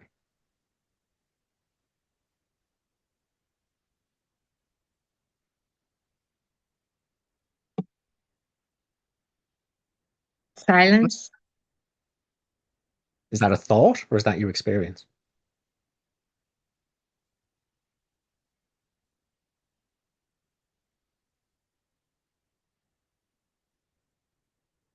experience. Is there any problem in the silence?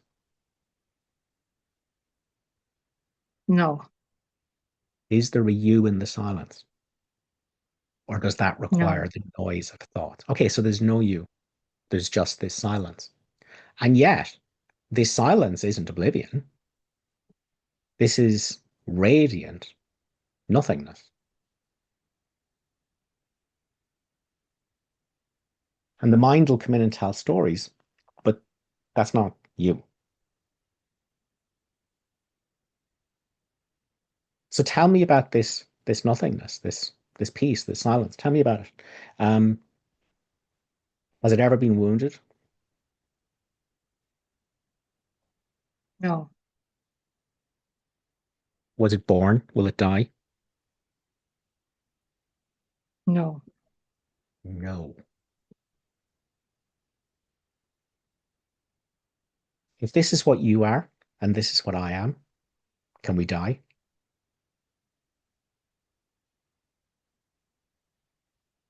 no, And if this is what your loved one is, can your loved one die?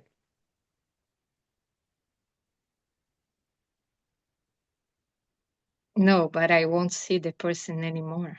There That's is a no thought. person, That's but a I thought. still will That's that. miss. But that. Yeah, but the person is in your mind. You're just making that up out of thought.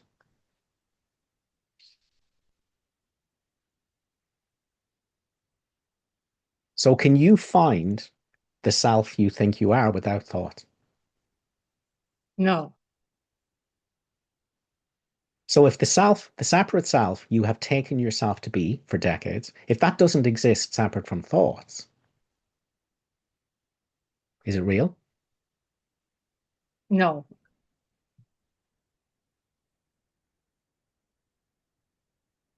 If that separate self you take have taken yourself to be that you now admit can't be real and isn't here, It's just an activity of thoughts pretending to be a separate self. If that's not you, can I be a separate self? No, Can we be a different identity from each other? no. They watch the dream figures come and go, shift and change, suffer and die, and they're not deceived by what they see. Unity alone is not a thing of dreams. And it is this God's teachers acknowledge. Behind the dream, beyond all seeming, and yet surely there's this. Behind the movie of the dream figures, the bodies that are coming and going and shifting and changing, but this is what's true. The unchanging is what's true. Appearing is the changing.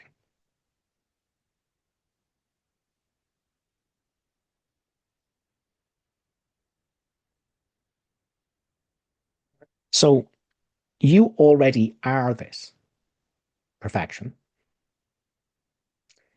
But the body mind still has to go through what it's going to go through in the dream.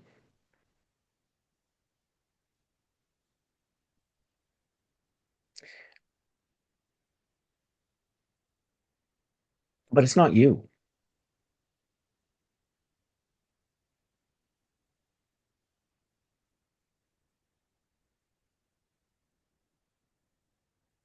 So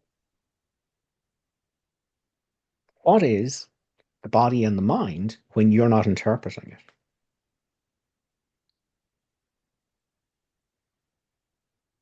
What? It's just what's happening. So you bring it to forgiveness. You bring it to non interpretation.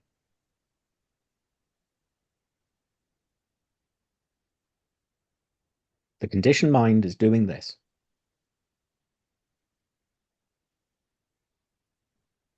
And you bring that to forgiveness.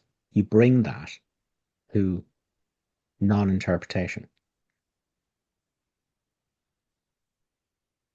As soon as there's non-interpretation of the body and the mind, seeing without judgment, then this radiant nothingness is instantly known. Only identification with the conditioned mind blocks it.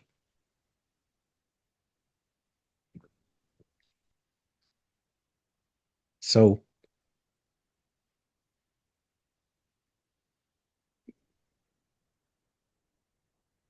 this isn't about, oh, I shouldn't be feeling sad because there's a loved one dying. That's not what this is about.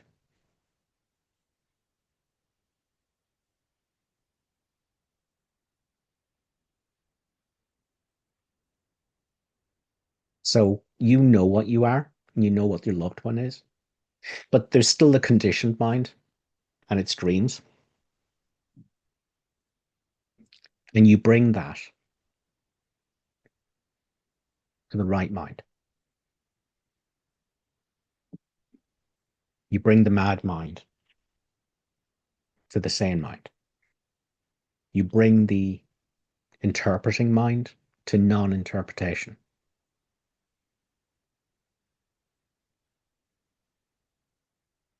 You bring the divided mind to the undivided mind.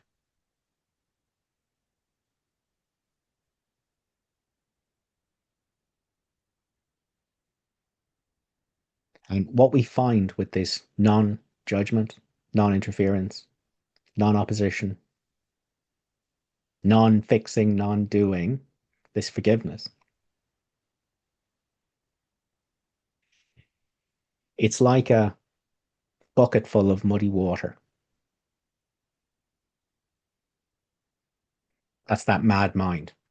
The world of self and other, and the good ones and the bad ones, and sickness is real, and death is real, and there's people coming and going, and the dream figures are true, and it's all horrific and it's awful. Your private nightmare world. That's the mucky water. But when you bring it to forgiveness,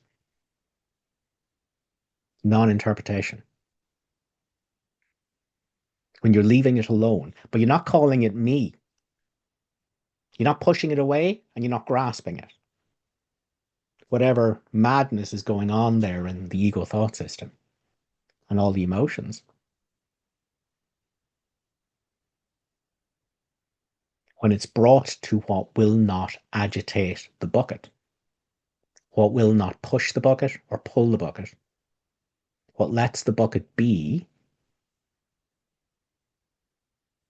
bucket starts, the mucky water, the mud all starts to settle,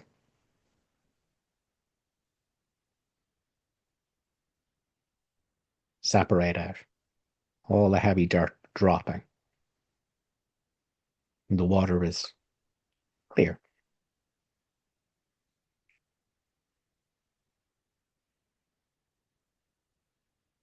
So this is the looking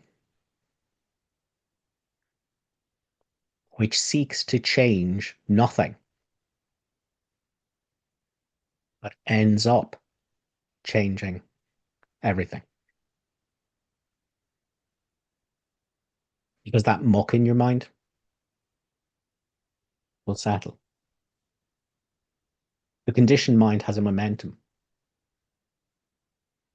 Even when you realize, hang on, this whole separate self thing, this whole me, the separate self, it's not true. If I stop listening to thoughts, it's not here. I can't find it.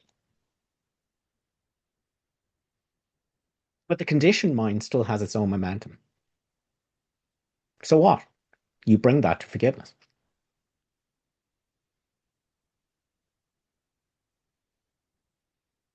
You're bringing the divided mind to the undivided mind. You're bringing the darkness to the light. You're bringing the wrong mind to the right mind.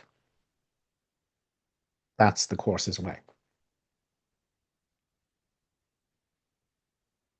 You're bringing it to the light when you don't claim the mind as you. When you realize this alive, awake, aware, nothing that I am, when the mind stops interpreting, well, there's still the mad mind that has to settle, but it's not you. If you know it's not you, if you don't push it away and don't grasp it, if you witness it without judgment, if you're not trying to do something with it, you're not wallowing in it and you're not running from it. You're going, look what thoughts are doing. That's all you do. It settles by itself. That's it.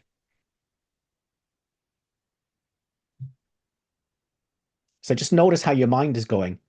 Yeah, but I do think I'm an ego, and I really wanted a nice answer from my ego. Okay, those are just thoughts. That's not you. So that's just illusion. Those are just ownerless thoughts. Don't own them. Notice them. Don't do anything with them. But don't call them me. If that conditioned mind isn't you, it doesn't matter if the thoughts are holy thoughts or unholy thoughts. If there's one or if there's a million, they're not you. That's all you have to know. That's all you have to know.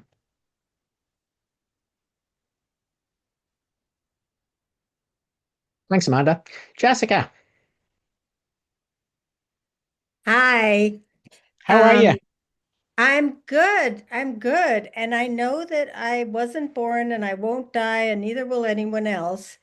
But I have three grown children, a politically active husband, and no one in my family and close friends who are disturbed by things that studies the course. So I would like you to say something about how to respond, when my daughter, for example, says she's very disturbed by things. And I know I can't say, well, that's not real and don't worry, they don't die, because it's not going to really be what she will respond to. And when my husband says, well, we got to go to this demonstration, and, I can go along to some things, but there are some things I don't feel comfortable. I don't want to yell about things and protest and stuff like that. But I'd like to be able to have a better idea of how to respond, especially with when people that I care about are disturbed and they're not studying the course. All right.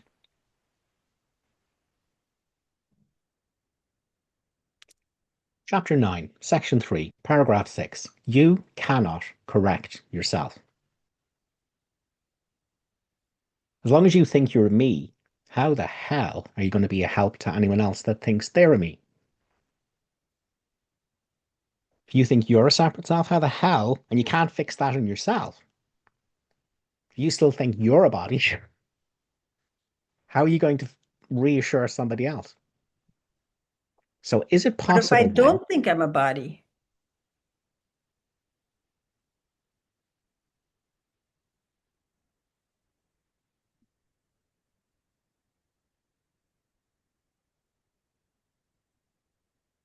the thoughts in your mind are you? What? Do you think the thoughts in your mind are you? No. So tell me about non-duality. Um, No, not as a concept, th- as your lived reality, yeah. that there's no What you did and anyone else, that you don't believe in a self and other. Tell me about that.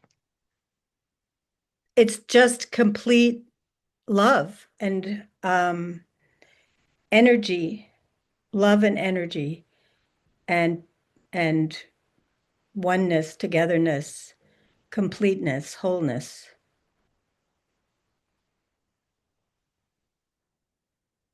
So what's the problem? That I still have to come up with words for somebody who is saying something to me about something that they think they believe happened. And they want um, some kind of comfort, I guess. And um, I can listen, but sometimes I feel like I have to say some words and I don't know what words to say. Well, let me say this. So if I want to challenge what you've told yourself, which is that you don't believe any thoughts, which means you have no story about yourself. You've nothing to hold on to. In the Bible, Jesus says the birds of the air have their nest, and the foxes of the den have of the earth have their dens, and the Son of Man has nowhere to raise to lay his head.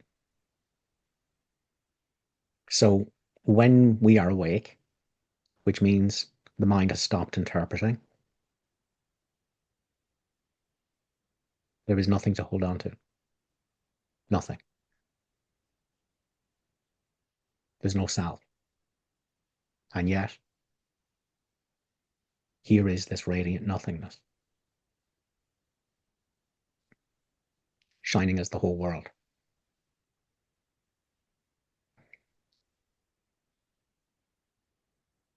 So this would involve understanding that anything I believe I am is a concept, it's a lie.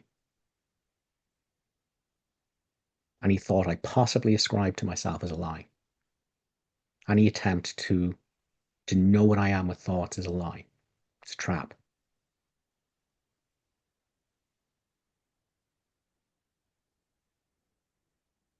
So I want you to investigate if that's really true, or if there's a you that thinks they have accomplished this, because that would be an illusion. I think it's like, do you want me to answer?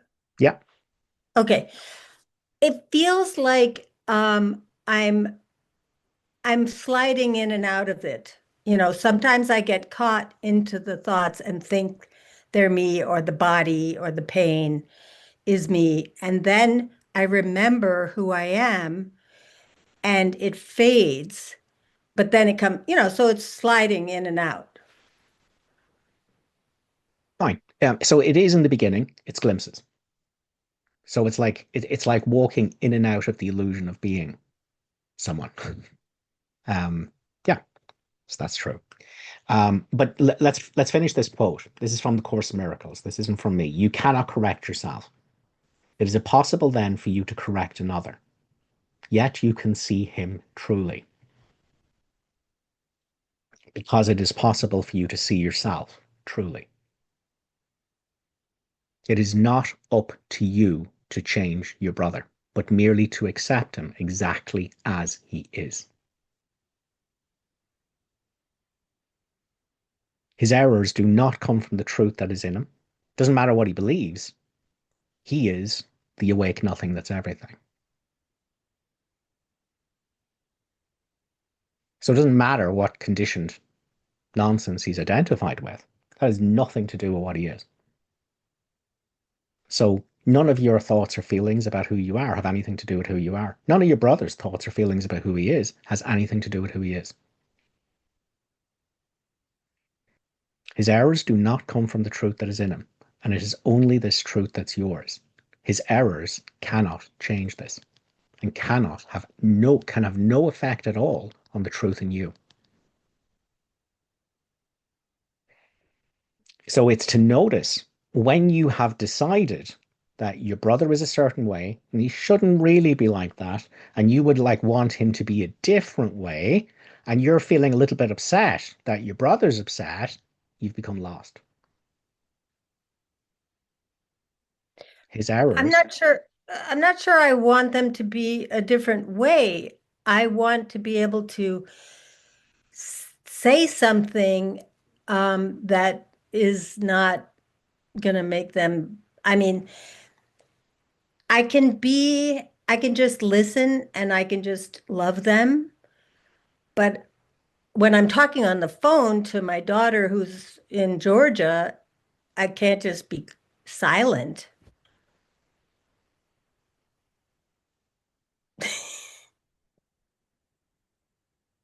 When she says, I need to figure out what to do about these things that are happening, um, Okay, could I I, just stop you there? What I want to do is get through this quote. So let's just continue with it. oh, sure. His errors cannot change this and can have no effect at all on the truth in you. Perceive errors in anyone and to react to them as if they were real is to make them real to you. You will not escape paying the price for this, not because you are being punished for it, but because you are following the wrong guide and will therefore lose your way. Your brother's errors are not of him any more than yours are of you. Accept his errors as real, and you have attacked yourself. If you would find your way and keep it, see only truth beside you, for you walk together. The Holy Spirit in you forgives all things in you and in your brother. His errors are forgiven with yours. Atonement is no more separate than love. Atonement cannot be separate because it comes from love. Any attempt you make to correct a brother means that you believe correction by you is possible, and this can only be the arrogance of the ego. Correction is of God, who does not know of arrogance. It's like what he says about if your brother has magic thoughts of magic. Um, that's what I kept thinking about, in the manual for teachers. What if your brother is talking about magic? If you correct him, then you're joining in the magic thought or something like that. That sounds similar. Yeah.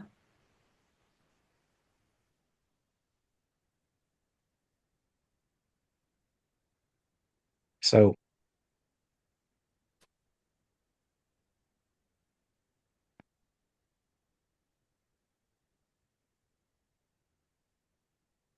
there's another quote in the course there.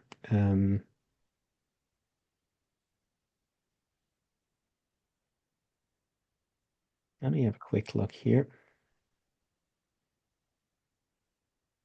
Yeah. So this is from chapter 30, section 1, paragraph 2. Today, I will make no decisions by myself. This means that you are choosing not to be the judge of what to do. But it must also mean you will not judge the situations where you will be called upon to make response. This is your major problem now. You still make up your mind and then decide to ask what you should do. And what you Mhm. hear may not resolve the problem as you first saw it. This leads to fear because it contradicts what you perceive, and so you feel attacked.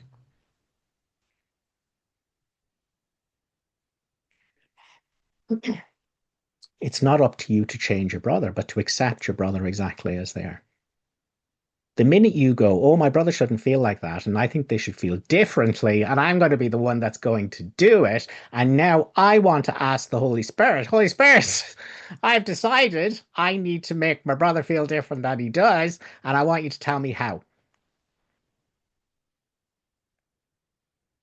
And the Course is saying that is nonsense, and it won't work.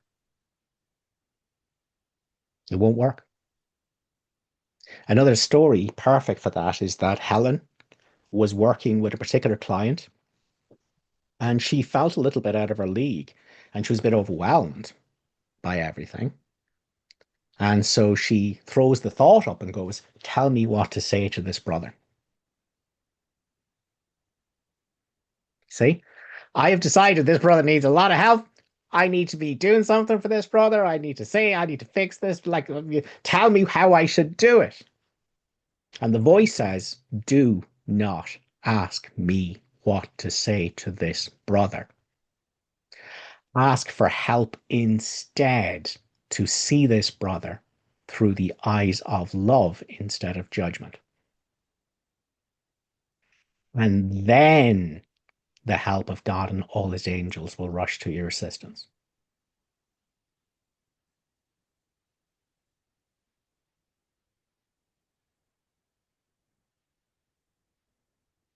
Yeah, that's helpful. Yeah. So let's just repeat that because it's this is where everyone goes wrong. This is your major problem now. You still make up your mind. In other words, you judge, you evaluate, you use evaluation. You believe the insane mind's evaluation. You still make up your mind and then ask what you should do.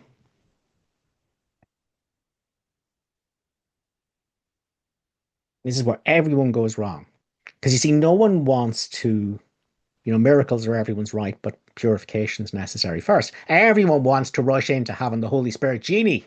No one wants to do the to get rid of their belief in ego. Nobody wants to undo to undo that mad identification with the insane voice talking to itself in the mind. No, everyone wants to be a miracle worker. Everyone's like, oh, Holy Spirit, look, I have decided I am now going to do this for people, and I want you to tell me how to do it as best that I can.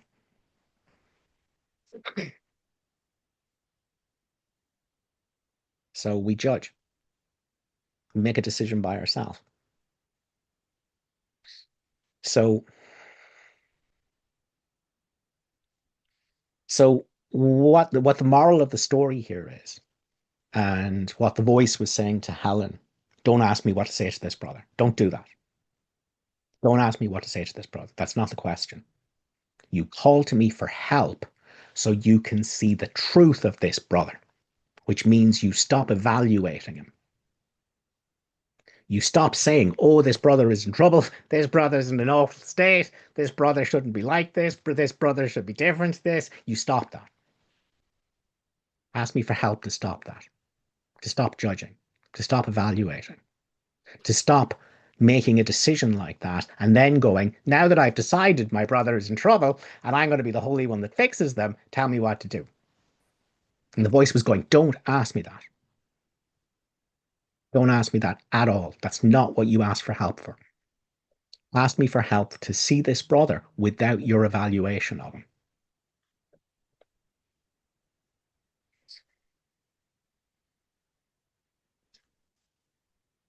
So In a very practical sense, what that means is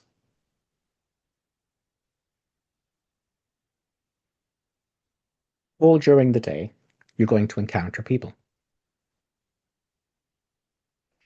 And your job is to not turn them into a concept in your mind. You allow them to be exactly as they are. It is not up to you to change your brother, but to accept your brother exactly as he is. That's what you work on. Total acceptance of your brother exactly as he is. Dropping the idea that he shouldn't be like this, he should be different. You drop that and you accept your brother exactly as he is. Now, this is very important because you can't remember what yourself and your brother are until you stop judging. The only way out of egoing is allowing all things to be exactly as they are. The minute I go, this person shouldn't be like this, I think they should be different, I'm going to do so. Okay, that's ego. They should be studying the course. It's ego. That's non-acceptance. That's non-acceptance. So the reason that's so important with Helen, she was going, the voice was saying, stop this. Don't ask me what to say to this brother. This is ego. I can't help you. You're going to go off on a mad one with this. You're lost to the conditioned mind. Because you're judging, you don't know what you are that can't judge. And therefore you can't know what your brother is. Ask me for help to stop judging. To see this brother without your interpretation, without your thoughts projected onto him. Because unless you can see the brother in front of you without judgment, you cannot know the truth of what you both are. Mm-hmm. The mind has to stop evaluating for the right mind to be known as the truth of both of you. So as long as you're saying, oh, my brother's in a terrible state, I should do something, they should be in a different state than this. As long as you do that, nothing can help you. You're lost in the ego's mad dreams. Yeah. Thank So, you. so all day long, we're going to encounter people, and our job is to accept them exactly as they are. To notice the evaluations in the conditioned mind going, oh, I shouldn't be like that, and this is the way they should be, and they shouldn't be, and you go, that's the conditioned mind. Well, what does that have to do with me? See, you don't want to get caught in that. So the only way out of identifying with the mind is allowing all things to be exactly as they are. You cannot help your brother until you do not want to change him. If you want to change him, you've judged him. You Mm-hmm. think you know what everything is for. And the Course goes, I do not know what anything is for. That's freedom. Freedom from the mind. So the minute I go, oh, my brother is like this and he shouldn't be like this and I should change him, I have to remind myself and go, hang on, I don't know what anything's for.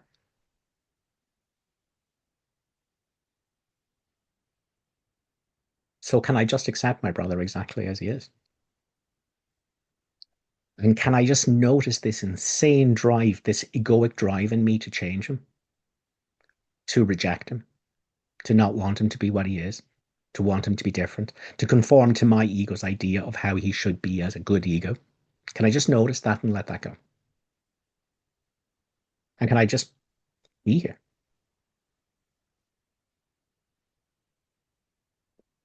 So my job is forgiving, not judging. Now, that means I'm not here with an agenda. I don't know. What if my daughter's atonement path means she has to have this worry for the next year in order to make progress? Mm-hmm. I don't know that. That could be true. Mm-hmm. I don't know whether this is the right time for her to lose that, or Mm-hmm. I don't know anything. So as long as I think I know something, that's ego.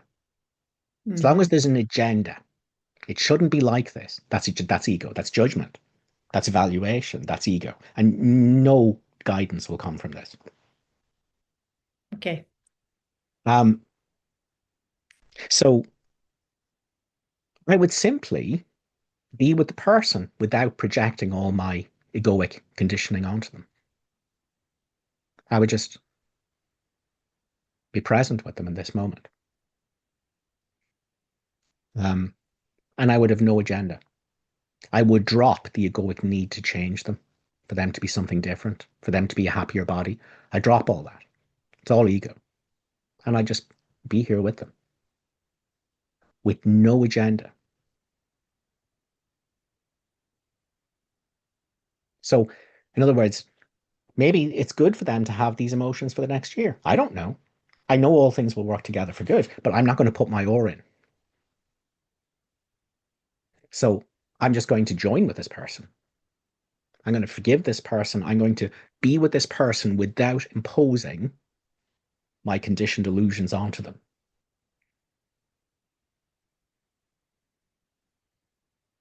with no agenda. Maybe their emotions will change tomorrow. Maybe it'll be 5 years' time. But I know it'll be all things working together for good. And it doesn't need a me.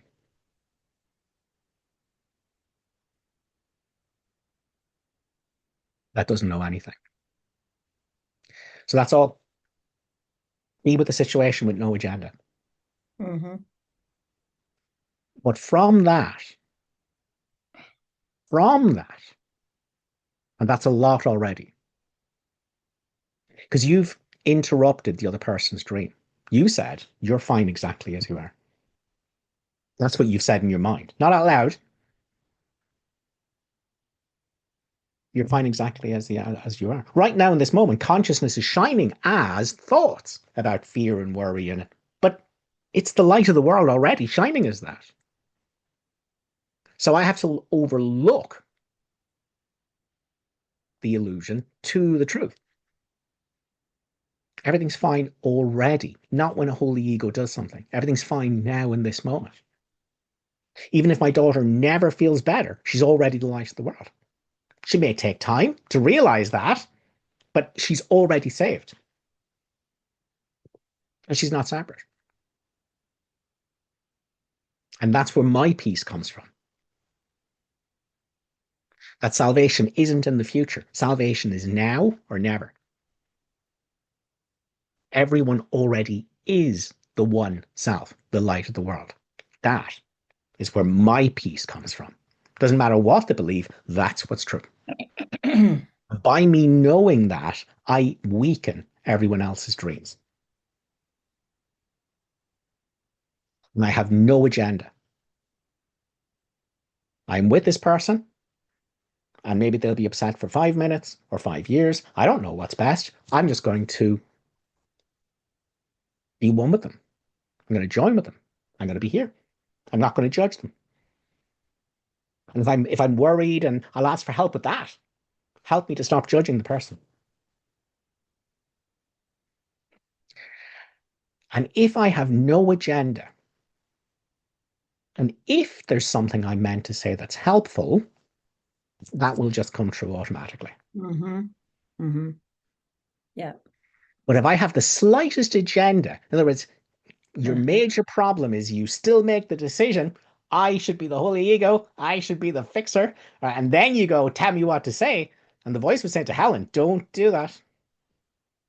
Don't ask me what to say. Ask me for help to stop judging. hmm. So you can be peaceful in this moment, knowing the truth of you and your brother. If you do that, and if there's something helpful for you to say, that's going to come through and you don't even have to think about it. Right. But there can't be an agenda. So that's just what I want to say to you is and that's going to take some practice. Hmm. Because that's why the course is acknowledging that. It's saying your major problem is that you still make a decision, something is wrong, and I'll be the holy ego and tell me how to be the holy ego. The course is going, Hmm. that's still your major problem. And that's why the voice was saying to Helen, don't ask me what to say to this brother. That's not what you asked for. The problem is you've judged him. You've said, oh, this brother's in a lot of trouble. The girl says, no, he's not. He's already the light of the world. And your agenda is egoic. Your desire for him to be different than he is egoic. You've no idea what anything's for. So drop the whole thing and stop judging and share an identity with your brother, which is whole now. And then, if there's something you can be helpful with, that won't require thinking or effort. That's just going to come through naturally from this piece in you. Great. So when we're dealing with someone else and we're upset about it, we're insane. We think they're a separate self from me that's better or worse or in trouble or sick or I'm the one that's insane. So I ask for help so I can be sane. Help me let go of my illusions. You know, I must have decided wrongly because I'm not at peace. I'm not at peace over my brother not being at peace. So I must have decided wrongly. I must be misperceiving myself and my brother. So I'll ask for help with that. And how do I return to sanity? By letting all things be exactly as they are. By accepting my brother exactly as he is, with no egoic need to fix him. And from that peace, from that acceptance, will come intuition if it's appropriate. That was what the voice was saying to Helen. Don't make the decision that your brother is broken or wrong or not the way it should be, or, you know, that's evaluation. You're in ego therapy. Don't come to me then going, what do I say to this brother? That's nonsense. Ask me for help to see your brother clearly, because he is what you are already. And from there, if there's something that needs to be said, it will come true. Thanks a million for that, Jessica. Thank you. Pleasure. Marcia. Hi. Love everything that's been said. And there's something from the chorus, and I can't think of where it is. I don't even know. It could be the responsibility for sight. I'm just not sure. It says, whoever is saner at the time. It's like, just to kind of build on what Jessica was talking about. And you're talking about how insane it is for us to judge. Okay. Yeah. So all that's saying is,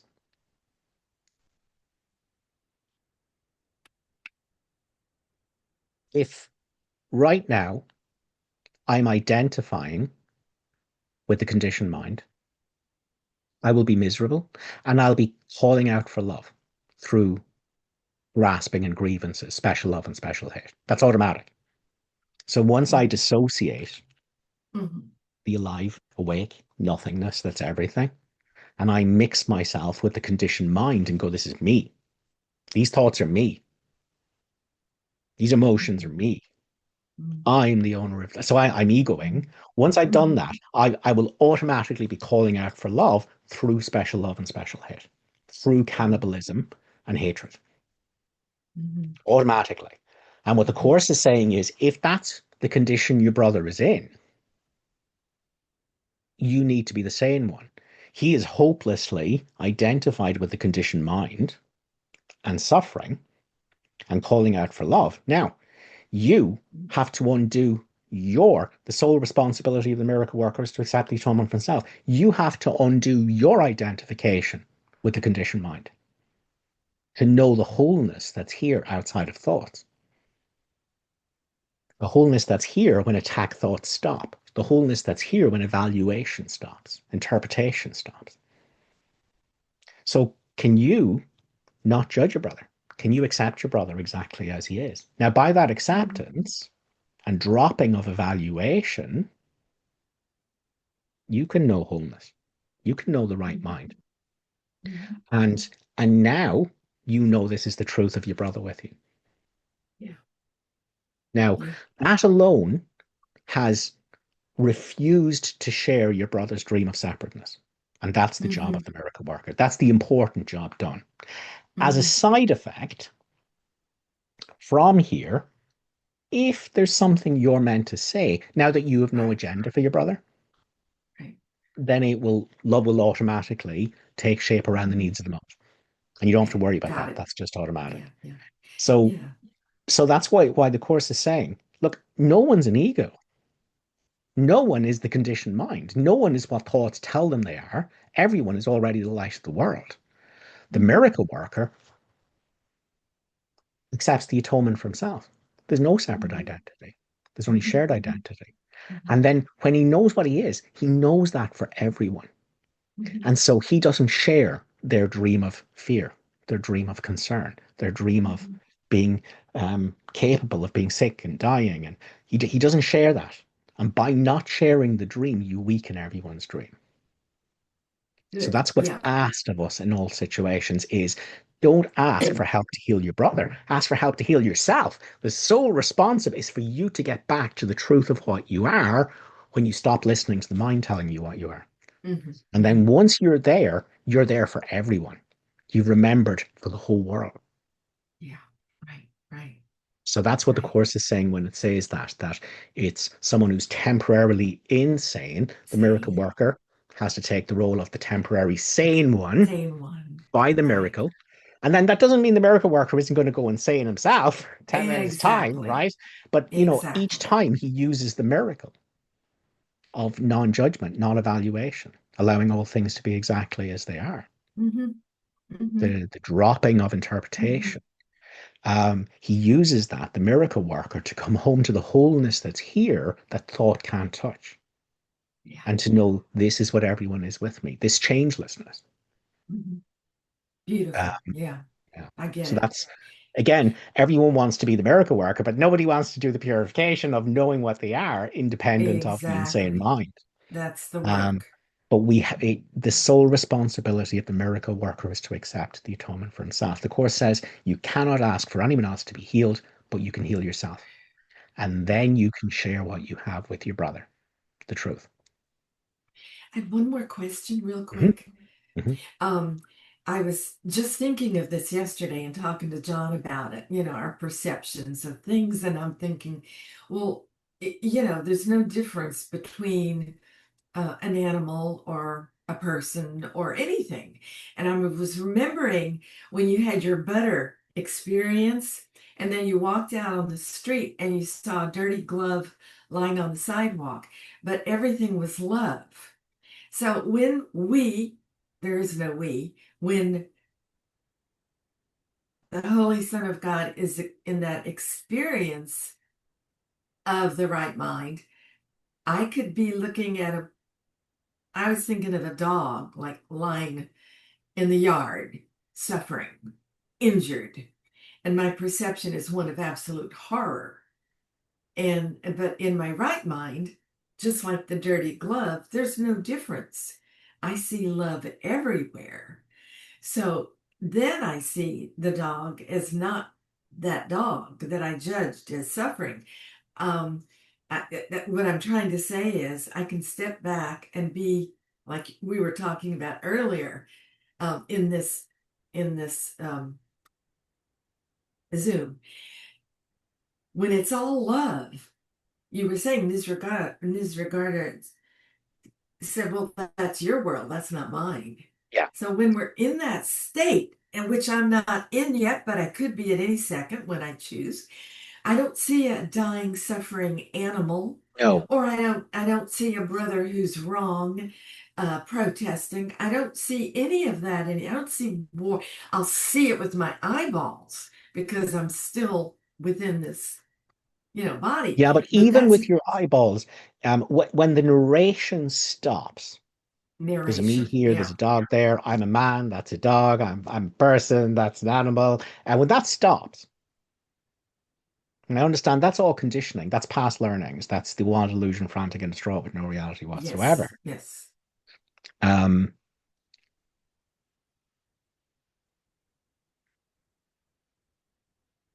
what's in front of me is what's looking.